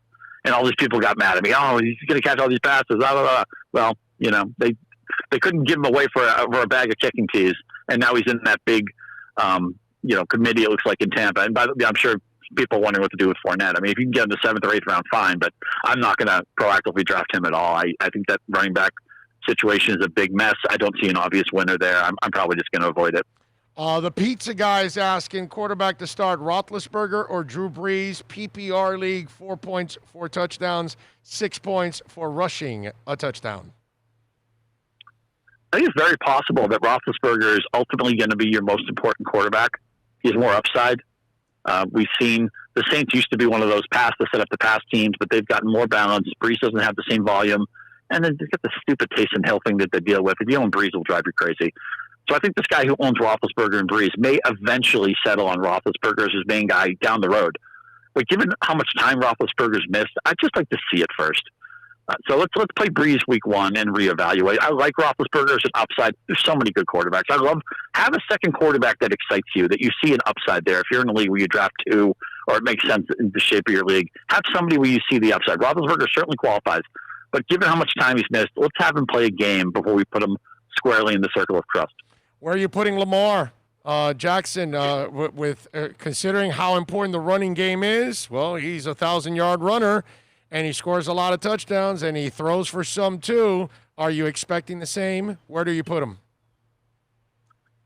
He's been number 2 quarterback, but seasons like that, they Manning's best seasons, he hit regression. Brady's best seasons followed with regression. Mahomes, albeit partially because of injury, did not have the same year last year. I think the Ravens realize that they want Jackson to be a little bit more judicious with his running. I think maybe 700 yards is more what we're looking at, which would still be great. I mean, it's a cheat code when you have a quarterback who runs, and I get that. He's going to have to make more of his living as a passer this year. They went 14-2 last year, and they controlled games, and they were smashing teams in the second half, could do whatever they wanted, could run the clock out, and they have a stable of really good running backs. I think they're going to have to be in more competitive games this year, probably maybe 11-5 type of team. Still very good and one of the primary favorites for the Super Bowl. But because I think you can do well at any price point, if I take Mahomes, if I take Jackson, then I'm going to see somebody getting Wilson or Prescott a few rounds later, and I'm like, oh, wow, that's really good value. And then somebody takes Matt Ryan a few years later, I'm like, oh, that's pretty good value. And then somebody, ends up hitting on one of these guys who goes outside the top 10. Maybe Rodgers has a big year, or Roethlisberger has a big year. I said I was high on Burrow. I think the pieces are in place for Jared Goff to have a 4,500-yard season. I think Gardner Minshew is going to be a really fun, if sometimes dysfunctional player in Jacksonville. They can't run the ball at all. They're going to throw it all over the yard. There's so many right answers at quarterback. My second or third pick can't be a quarterback. All right. The running situation there with Ingram, they drafted J.K. Dobbins. Gus Edwards is there. Dude, what do we do as fantasy players? Because it doesn't, and you've got a running quarterback. Yeah. So how do we view this? Because if you're in a dynasty league, is J.K. Dobbins that long-term guy? Because obviously Mark Ingram isn't. But for this season only in a regular draft, how do we view the Baltimore running game with so many backs? Yeah, it's tricky. The gift and the curse of the running quarterback, it opens up lanes for the running game, but he gets a lot of the rushing production and the touchdowns himself. I'd be open-minded, say in the 12-team league, I'd be open-minded to Ingram around round 6. I still think he's going to be the somewhat featured guy, a 60-40, a 65-35. Maybe if Dobbins is really good right out of the box, it's 50-50. I don't think they're going to kick Ingram to the curb. He's a good player. And I think he's going to have a little bit of Frank Gore to him, where he'll be good in his 30s at a position where almost nobody is. It's so rare that we trust a guy when he gets around Ingram's age. I still think he's fine. Just don't draft him proactively. Just if the market gives you a reasonable round 6 kind of price, I'd be in on Ingram. Dobbins is one of those exciting guys. Maybe around round 8 in a traditional league, I'd look for Dobbins. The problem is it's just hard to imagine him getting the entire keys to the offense thrown to him. Even the guys behind them. I don't think Gus Edwards is a bad running back. He'd be probably a number 2 on most teams. Yeah. And he averages, like 5 yards a carry? He's a bowling ball. Nobody likes tackling that guy, especially at the end of games. So there's a lot of talent here. There's almost too much talent. I really like the offensive coordinator and Greg Roman. I'm a Mark Andrews guy. Hollywood Brown was hurt just about all last year, but he still had a pretty good season. Look how he flashed in that playoff game, by the way. They fell behind, and Hollywood Brown looked terrific. That's what we're probably going to see more of this year, is more of that. They'll be behind sometimes. I think Andrews might get 30 extra targets. He's a great 4th-round pick. So there's my shopping list. I'm not going to get Jackson. Not that he's not great, but quarterback is an easy solve. 4th or 5th round, you can get Andrews. I think that's a great buy. I would be open to Ingram at round 6. I'm not begging for it, but I'd be okay with it. Dobbins around round 8. There's just so many good players. They're going to have to share a little bit, but that gives you an idea of how I'm pricing them. Scott Pianowski from Yahoo Fantasy joining us. You can follow him on Twitter at Scott_Pianowski. Herman is asking, is Pat Mahomes worth the number 1 overall pick in the draft? There's just too much depth at quarterback. As much as he's wonderful, we have to divorce that the quarterback is the most important position in sports. The quarterback is probably the 4th most important position in fantasy football. We just have to accept that as the reality. Pizza Guy's asking again now, Dalvin Cook. He says he took him in the first round. Is he worthy of that pick? I would worry about Dalvin Cook with all the injuries. Yeah, he's unhappy about his contract. He had injury history at Florida State. He's had injury history in the pros. That's why I'm taking Derrick Henry. That's where I might even pivot to Michael Thomas if Henry was gone. Cook is great when he's healthy, and Gary Kubiak is one of the most brilliant run designers. He studied at the feet of Shanahan and all that. So he knows how to get the running game cooking, and that's how Mike Zimmer wants to play. But I just am not confident. Every running back carries risk. I think every running back has to be projected probably for like 14 or 15 games anyway, just because of the position, how much you get hit. But Dalvin Cook is a little bit maybe he'll play most of the season, and that'd be great. If he's on the field, there's no questions with him. But I'm with you. The injury concerns have me shying away from him in the first round. Tyler Lockett or Devontae Parker? Lockett's done it twice, and he's tied to a better quarterback. By the way, I'm totally fine with Metcalf. If you'd rather have Metcalf than Lockett, they'll go in the same in most drafts, they'll go like 2 or 3 picks within each other. We'd like to see them be more proactive with the pass. Usually they just kind of fart around for 3 quarters and then tell Russell go win the game. And Wilson does it more often than not. Never had a losing season as a pro, which I think is amazing. But Lockett is he's a round or 2 better than Parker. And Parker, the light went on for Parker last year. He had a great second half. And there is value in that Miami passing game.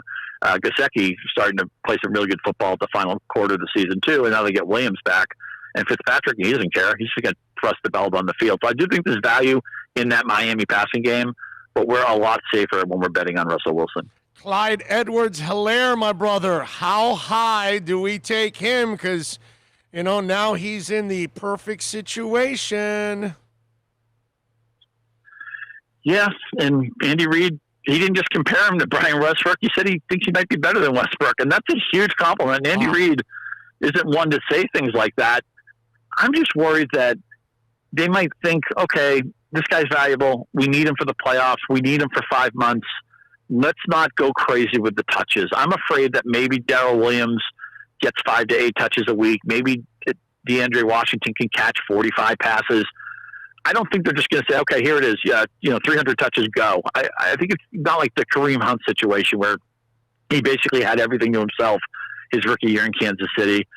So I haven't drafted a lot of Helaire. He's a first-round pick. I guess around the turn, I might prefer Nick Chubb. If Kenyon Drake was certainly healthy, I'd be certainly considering him, although I get people who are nervous about Drake. He's never been a full-time player. By the way, Chase Edmonds is one of my favorite bench stashes. Whether you have Drake or not, I want you to get Chase Edmonds in those medium and deeper formats. I like Helaire. I just feel like as soon as they had the opt-out and the job really opened up for him, I feel like you have to draft him now at the high end of his range. And that's just on a player who's never taken an NFL snap. That makes me a little bit nervous. So let me ask you, if Helaire and Dalvin Cook are available at the end of the first round in a 12-team league, where are you going? I'd have to take Dalvin Cook. He's done it before. Okay. All right. I'd take Cook on a receiver. Let me tell you one other thing, too. Here's my favorite way to build a team this year. First round, find the running back that you really feel good about and get him. Get your horse, whoever it is. If you get the first pick, lucky you get McCaffrey. But I'm fine with Zeke. I'm fine with Kamara. I'm fine with Barkley. I said earlier I like Henry a lot. Get that wagon hitched up to your running back. Then I want you to pound receiver. I want you to have 3 receivers that you play every week that you're not even questioning. I want you to have Godwin or Allen Robinson. We talked about Lockett. I talked about how much I like Tyler Boyd. There's a bunch of them. Adam Thielen's going to get 165 targets. If you did want to take Adams or Thomas in the first round, then you pivot, you take a running back in the second round, that would be fine. I'm going to have 1 running back and 1 receiver after 2 rounds, and then I'm going to look at the 3rd round, 4th round, taking more receivers. I want to have better receivers than other people. People will have a mistaken identity with the receiver pool. They look and say, the 52nd receiver is not that bad. Oh, the 62nd receiver, I kind of like that guy. And that's fine. You like him for your bench. You like him during bye weeks. You like him if maybe he steps forward and becomes a better player, okay? But I want you to have DJ Chark's another receiver I'm drafting very proactively. I talked about McLaurin earlier. If you can get him in the 4th round, some leagues you might get him in the 5th round. I think that's an unbelievable value. I want you to roll out 3 receivers that are really stomping on people. I want you to have a running back that you sleep well, knowing he's your horse. And then you get cute with the second guy. Maybe it's Ingram. Maybe it's Dobbins. Maybe it's a pass catcher like James White or Tariq Cohen, or maybe something pops with one of your backups. You take a Madison and you take a Latavius Murray, you take an Edmonds, and they become starters. You work the waiver wire. Don't worry about your second running back. Get that first one and then get a bunch of receivers, and then make sure you have all sorts of upside running backs in the middle and later parts of your draft. And you can really get quarterback and tight end just about any time. 2-part question, and they kind of affect each other, and you'll understand when I ask it. Baker Mayfield, does he bounce back? Is he even a starter? Is he a good backup? And then, depending on what you think he does, how does that affect the running game? Because you've got Chubb and Kareem Hunt now. So how does that work out? What do you see happening there? Well, at least Hugh Jackson's gone. At least Freddie Kitchens is gone. So if we can just get some rational coaching in here, some quality coaching with Stefanski and his crew, that's going to be good for Mayfield, although his head's going to be scrambled because he's got a new system, it feels like, every year. The problem with Mayfield is I can never get dialed into what frequency Odell Beckham is on. I mean, he's a mercurial guy. Sometimes it seems like he really wants to be great. Other times, I don't know where his head is at. And if you don't know where Beckham's at, they added a tight end in Hooper, who's a nice player, but he's not a special player, and who knows how acclimated he'll get. Jarvis Landry is generally a good fantasy value, but he's coming off a major injury. We didn't have any preseason to watch these guys run at all. So I'd like to see it first. If you want to take Mayfield as your upside backup, I talked about that earlier. I'm not against it. I'd rather have Roethlisberger. I think it may sound crazy. I think I'd rather have Joe Burrow. But yeah, as a backup, see where it goes. That's okay. I think Chubb is a guy who will be picked around the turn in most leagues, somewhere in that 10 to 13 range. He'll have to share with Hunt, but he'll probably be the 65-35 guy. The key thing with Chubb is they need to figure out how to score from short range, because their goal line offense was a joke last year, and Chubb would get a bunch of carries that were just stillborn in the backfield. They need to figure that out, because when you take a running back where he's going to go, you need 10 touchdowns, at least 8. And the way they were running the ball last year, that just wasn't happening. But I'm proactive on Chubb. I'm not going to elbow people out of the way for him, but I will take him. Hunt's an interesting guy, maybe around round 7. I'd like to see it with Mayfield. There are other upside tickets at quarterback that intrigue me more than him. All right, one more before I let you go. What do you think N'Keal Harry will do this year? Well, there's plausible upside. Edelman's in the slot, and he's 34. Sanu's not healthy anymore. They've already cut him. They need Harry to be something. Plus, they don't want to look stupid because they spent the first-round capital. I mean, when you're a first-round pick, you'll get more opportunities. If he was like an undrafted free agent, they might have just cut him after last year. But he was hurt. He did have a couple of splashy plays. He is a big-bodied receiver, and the best moments that Cam's had throwing downfield during his career, you think of like Kelvin Benjamin. He's had some success. Greg Olsen, of course, with the bigger-bodied receiver, so maybe there's a connection there.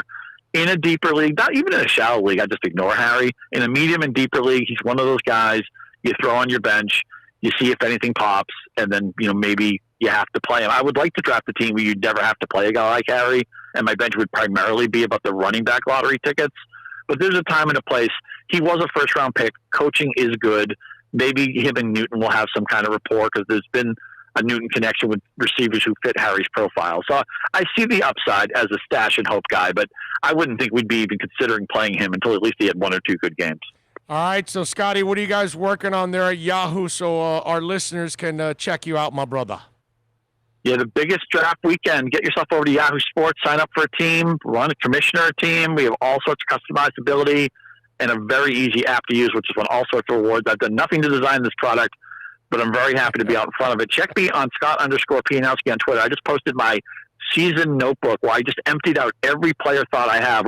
We got a lot of them into this call today, but there's a bunch of other stuff. I talk about almost every team in the league. What I think of the Bears, what I think of the Cowboys, what do I think of the Steelers. So go over there and you'll get just a really substantial amount of information before you draft.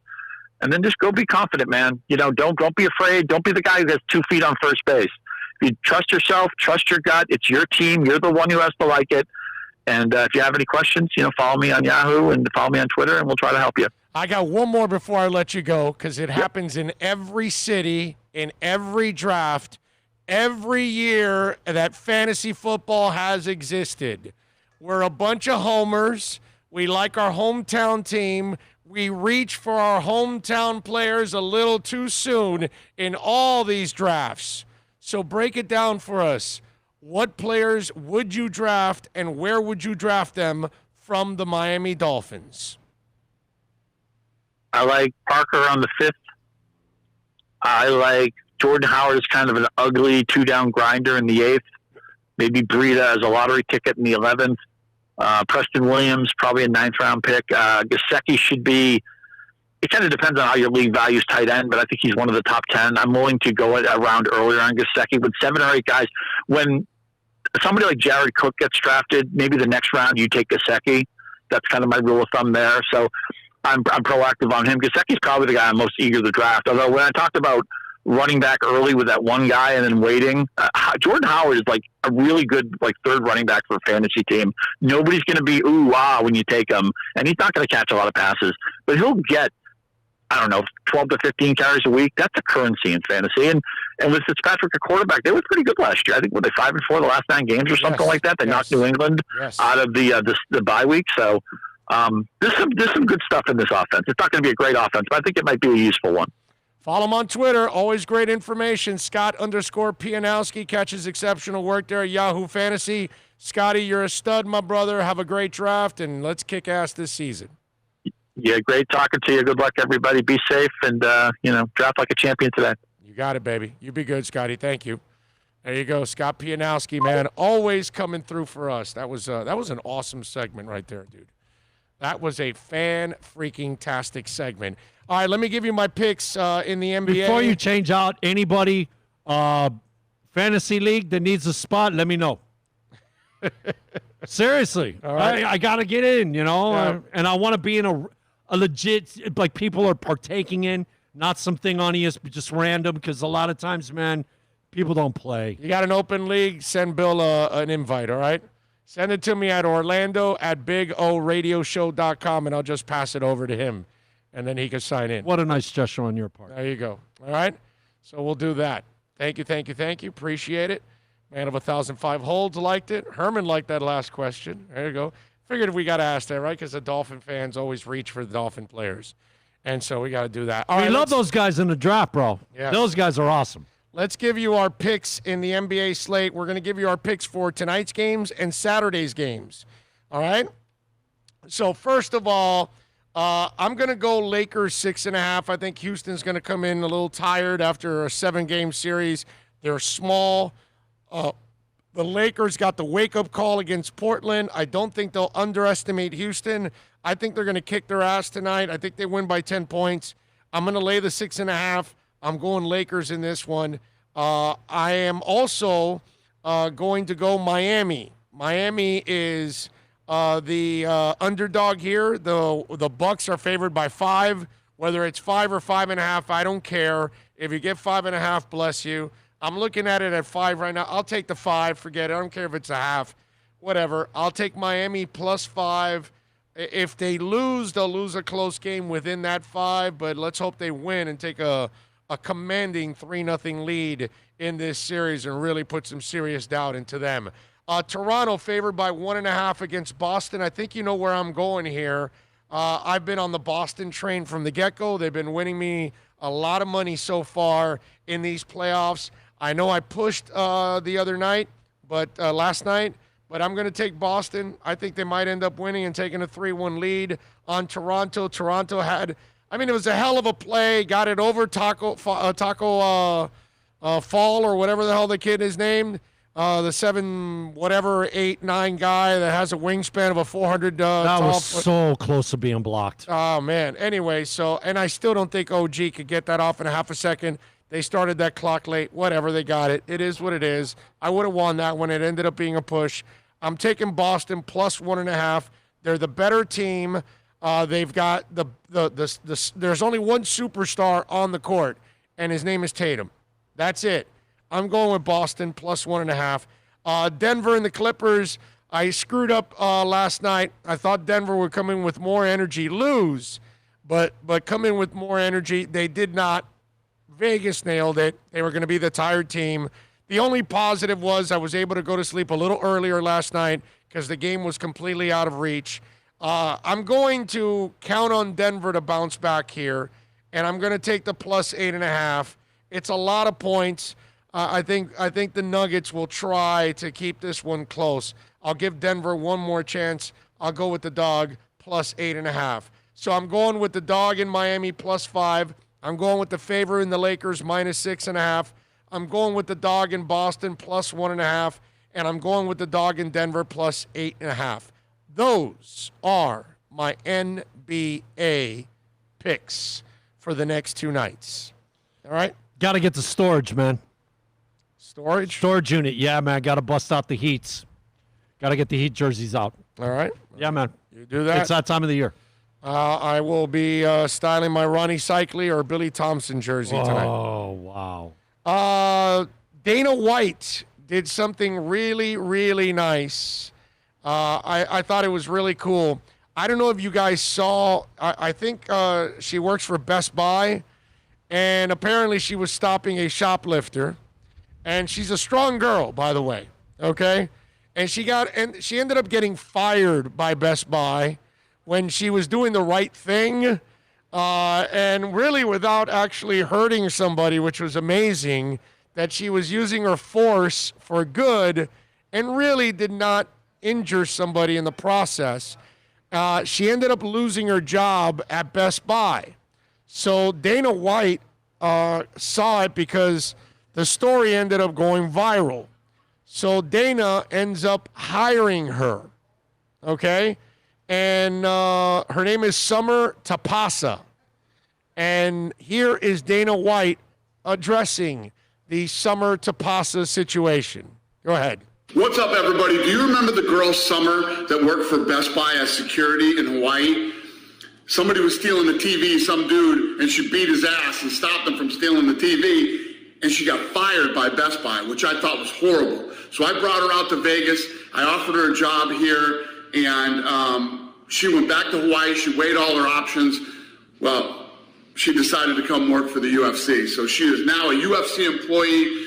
So all you people thinking about fucking around over here at the UFC, you'll get your ass whooped by Summer. My name is Summer Tapasa, and I am a UFC corporate security officer. I've been working for the UFC for 8 days. I'm looking forward to expanding my career and hopefully moving on up. And let me tell you something. That woman ended up with her shirt off. All right?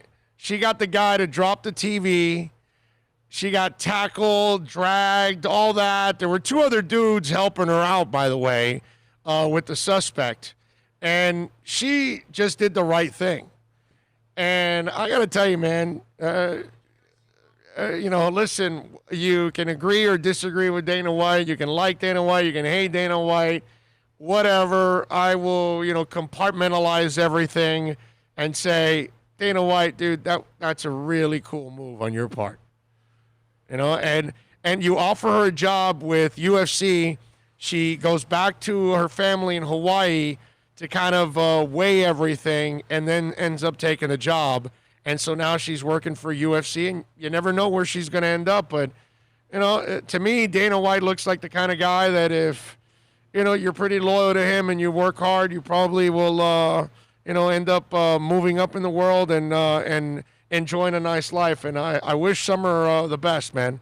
That's a cool thing. That's a great opportunity that Dana White has offered the young lady, man. I have one question. What's that? What the hell's wrong with Best Buy fighting, firing somebody like that? I don't know. What does that make sense to you? No, it doesn't. No, it doesn't. and the woman, I mean, obviously strong. And the dude she was pushing around was not a skinny guy or anything like that, okay? You got to see the video. And then they end up scuffling. And, there's two guys with Summer that then join Summer after. After Summer pushes the guy, doesn't let him through leave the store. She pushes him back and pushes him into a corner, right? And then the guy lets go of the TV. And then there's two guys that then jump in and help Summer. And as the guy is trying to then escape without the TV, he's pulling on her shirt. So she's shirtless. Her shirt is over her head, and she's, fighting the dude, right? And she's got her bra on, by the way, for you sickos.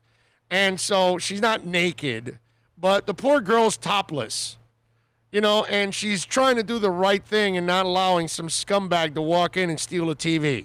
The reason why we pay higher prices to all this stuff is because of all the people stealing too. You know what I mean? We're the ones that end up paying for all the people stealing. Okay? Because their insurance goes up, and we're the ones that pay that premium. So, I don't know. But it was great stuff by Dana, man. Great stuff by him. That was really, really cool.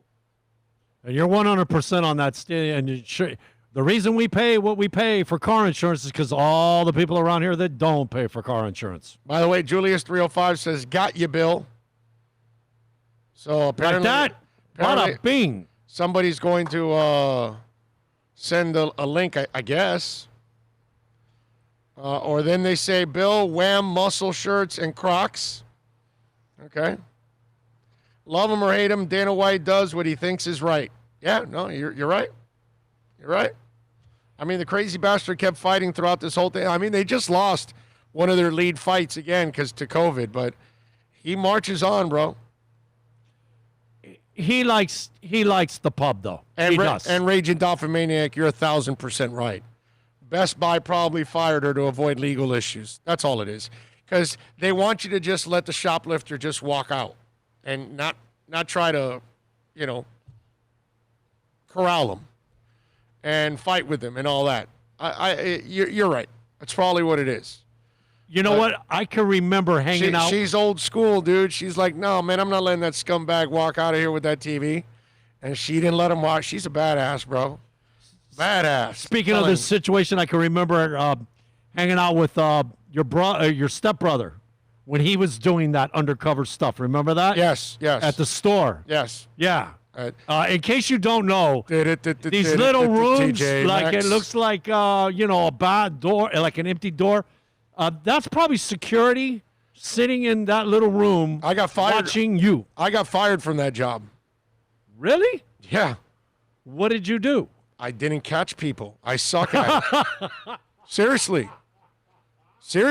They told me, the numbers are you're supposed to, how many per week? And you're how not, many? And we know it's happening because it happens in every store, and you're not catching it. You aren't making your weekly quota, bro. And I go, I'm trying. I just, I guess I'm not. I can't think like a thief or something, And it was difficult. And TJ Maxx, we had cameras in the security room, but then remember, this is a long time ago. There was these double mirrors that if you look up on the wall, you would see a double mirror, and on the other side of that was a ladder that you would climb up. Like if you knew that the shoplifter was at that corner, you would go in the stock area in the back and go to the window that was in that corner, climb up the ladder, look through the double mirror, and look for the shoplifter and see if you could physically see them shoplift, right? But in order to stop somebody, you had to be 1,000% sure that they had it in their whatever, body, purse, whatever it was. And so I did the job for maybe 3 months. I wasn't there long. Seriously. I wasn't there long. And I sucked at it, bro. I sucked at it. I couldn't bust anybody. It was what we want is we want you to go be a cop and be out there on the road and no tickets for anybody. I had a couple that would be a lot easier at least because I can have a gun. I can see them go by. It's a 70 and a 55. I got you. But, man, these thieves are they're crafty. And I guess I just wasn't good enough at it. So, yeah, years ago, God, this is 30-something years ago or whatever it was. I was probably late teens, early 20s. No, it was probably late teens. Yeah. We were all still hanging out with beepers, okay? Yeah, it was bad. It was bad. It was one of those where it was a weird job. You know what I mean? It was a weird job. I didn't like it. And I sucked at it. So, yeah. Yeah. You thought I did something wrong, huh? Why did you get fired? Oh, I was late. Well, I told the boss to go F themselves.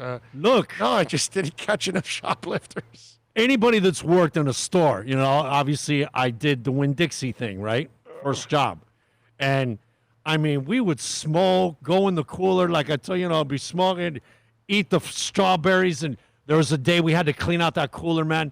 There were all these little stems and red marks on the back of this wall. Thank God there was always box. Because here's like 1,000 40-degree strawberries. What are you going to do? Just grab it, bite it, boom, Right. throw the little green thing over the leaf over your back. Right. I mean, picking up girls, just crazy stuff. Yeah. Because you're at a store all day. You're, like a lockdown. Yeah. You get, your mind wanders and we're young. Yeah. You know what I'm saying? No. I was thinking that you were trying to do like at modern age or whatever, go behind the furniture and have fun.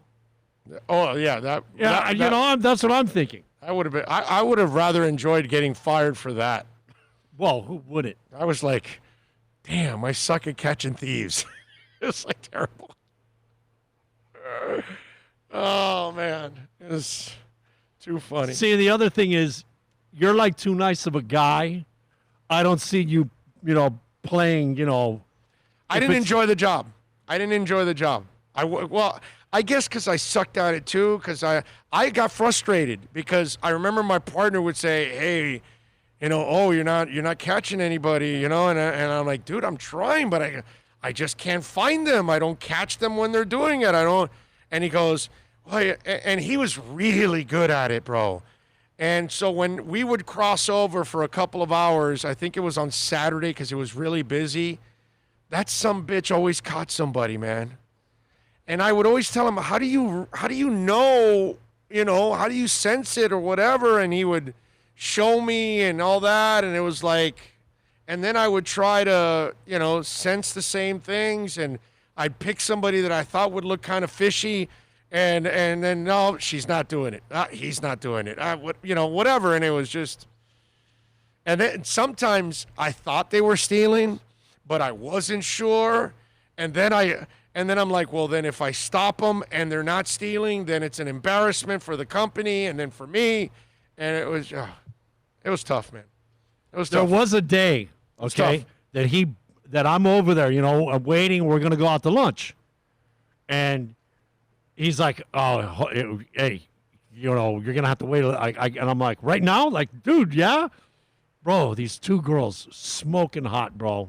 And I'm like, dude, do you really have to do that, man? Like, they're hot, bro. Yeah, it's terrible, man. What can I tell you? Hire a thief to catch a thief, so we know O is an honest guy, LOL. I don't know about that, man. I don't know. I was just terrible at it, Raging Dolphin Maniac. I was just bad, bro. Bad. Listen, you can't be good at everything. I'm not good at much. I certainly wasn't good at that. That's for damn sure. That wasn't the place I was going to make a living from. That's for damn sure. So if you want me to become like some kind of a detective, I guess I'm not good at that. I guess I won't be able to figure it out. When I worked at McDonald's in high school, all I did was cook and steal food out of the freezer. All right, well, I mean, that's it's probably the two best things to do at McDonald's, work and then steal the food. Josh Rosen beat out Tua. He's more of a prototype quarterback than Tua. He's stronger, bigger, taller, or just stick with the delivering pizzas. Okay? Not sure what that means. All right, I think we're going to wrap it up here on the show. Yeah. Are you sure? Yeah, it's 2:16 already, bro. You know what? We've done, bro, you've had 3 hours. No, bro, you had 2 hardcore days the last 2 days. Yeah. Luckily, the game allowed me to go to sleep a little earlier last night. That was good. I'm actually looking forward to resting right now. Like when we're done here, like getting in the car, chill drive home, get some food, get home, relax till Sunday when I got to go to the stadium to do the game. Oh, that's 6 hours. I'm just gonna mellow out tonight and then vegetate all day Saturday. Seriously, just do nothing. You know what I'm saying? Maybe I'll do a podcast, an audio one. I don't know if I'll do the video because Bill won't be there, but I'll get one done. That's for damn sure. And I can't imagine how you were, because I know yesterday when I left the racetrack at 7 o'clock and it being, every bit of an 11, 12-hour day, and the whole time I'm driving home, I'm like thinking, man, it's got to be done. Because you had it from the day before. Yeah. And Super Boom Shocks reminded me, 8:30 is fantasy tonight, so my draft is tonight, but I'll be relaxing. That's not stressful. I could just sit there and relax and pick players and have fun with that. You'd have gone back 25 years ago. Not worried. You would have been stressed out, like all the sheets and everything going, Yeah, but there's money involved there. There's no money involved here. So that's a good thing. I'm not going crazy this year. Are you going autopilot, bro? No. Are you gonna actually do? No, I'm actually gonna pick the players. I probably won't pick a good team, but we'll pick the players. We'll have some fun. We got to thank our first of all our super chatters. Gus 1388, Tommy in Hialeah, Richard McLean, Kenneth Cleveland, Super Boom Shack, Clee Torres, Julius 305. Kenneth Cleveland just sent the second one right now. Thank you.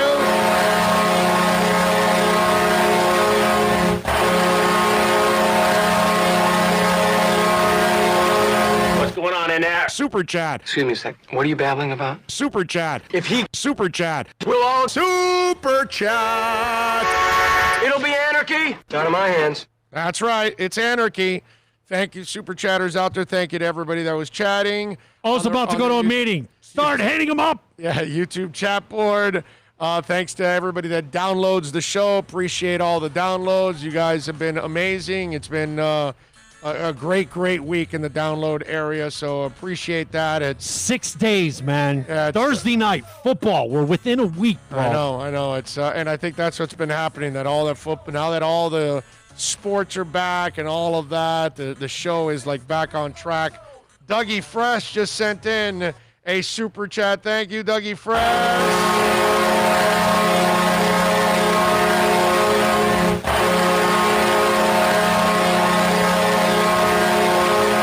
Thank you, Dougie Fresh. The meeting onslaught is on, bro. Here it goes. Yeah, Dougie says, Big O, one more question. Why are we here? We are here to have fun. We are here to rock. We are here to see the Heat kick the Bucks' ass. We are here to watch the Dolphins win a Super Bowl in the next couple of years here. We're here to watch Tua develop into being a stud. Inter Miami. We're here to watching Inter Miami win the MLS Cup many, many, many times. We're here hoping that Derek Jeter keeps these young pitchers and develops a team and a core to win another Marlins championship.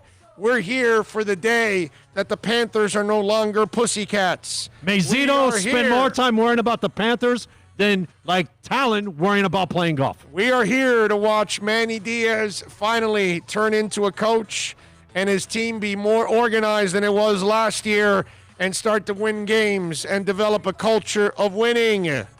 We are here for all of that and more.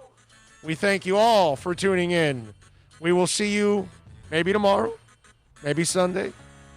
Guaranteed on Monday. It Monday. might be tonight. You're going to be so jacked because we're beating the Bucks. Yeah, no, it'll be tomorrow. Okay. I'll be resting. I'm going to give my voice some rest. I'm going to chilling like a villain. Since I can't catch any villains, I'll chill like a villain. There you go. Okay? Sorry, TJ Maxx. I sucked. Is that why they closed? Is that why they closed? Because of your lack of doing your job? That's right. That's what it is. I allowed everybody to steal the store, and they ended up closing. That's what happened. TJ Maxx closed because I can't find shoplifters. Big O, stop by the Boom Boom. Kenneth in Cleveland drops another super chat, his third of the day. Thank you, Kenneth. Appreciate you.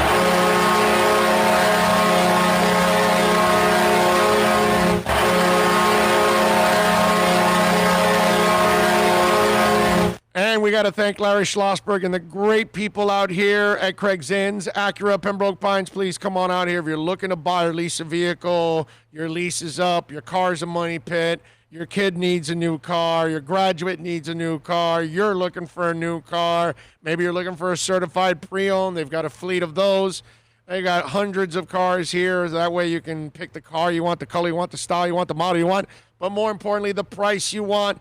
At the finest Acura dealership on the planet. It's right here at Craig Zinn's. Acura of Pembroke Pines. We will see you guys sometime this weekend, I think. Stay safe. Wear your mask. This is the first weekend we're open here in Broward, Palm Beach. Please, please stay the course. Much love out there. Be safe. Thanks to Bill and Philippe for doing everything that they do every single day. Y'all be good out there. Go Heat.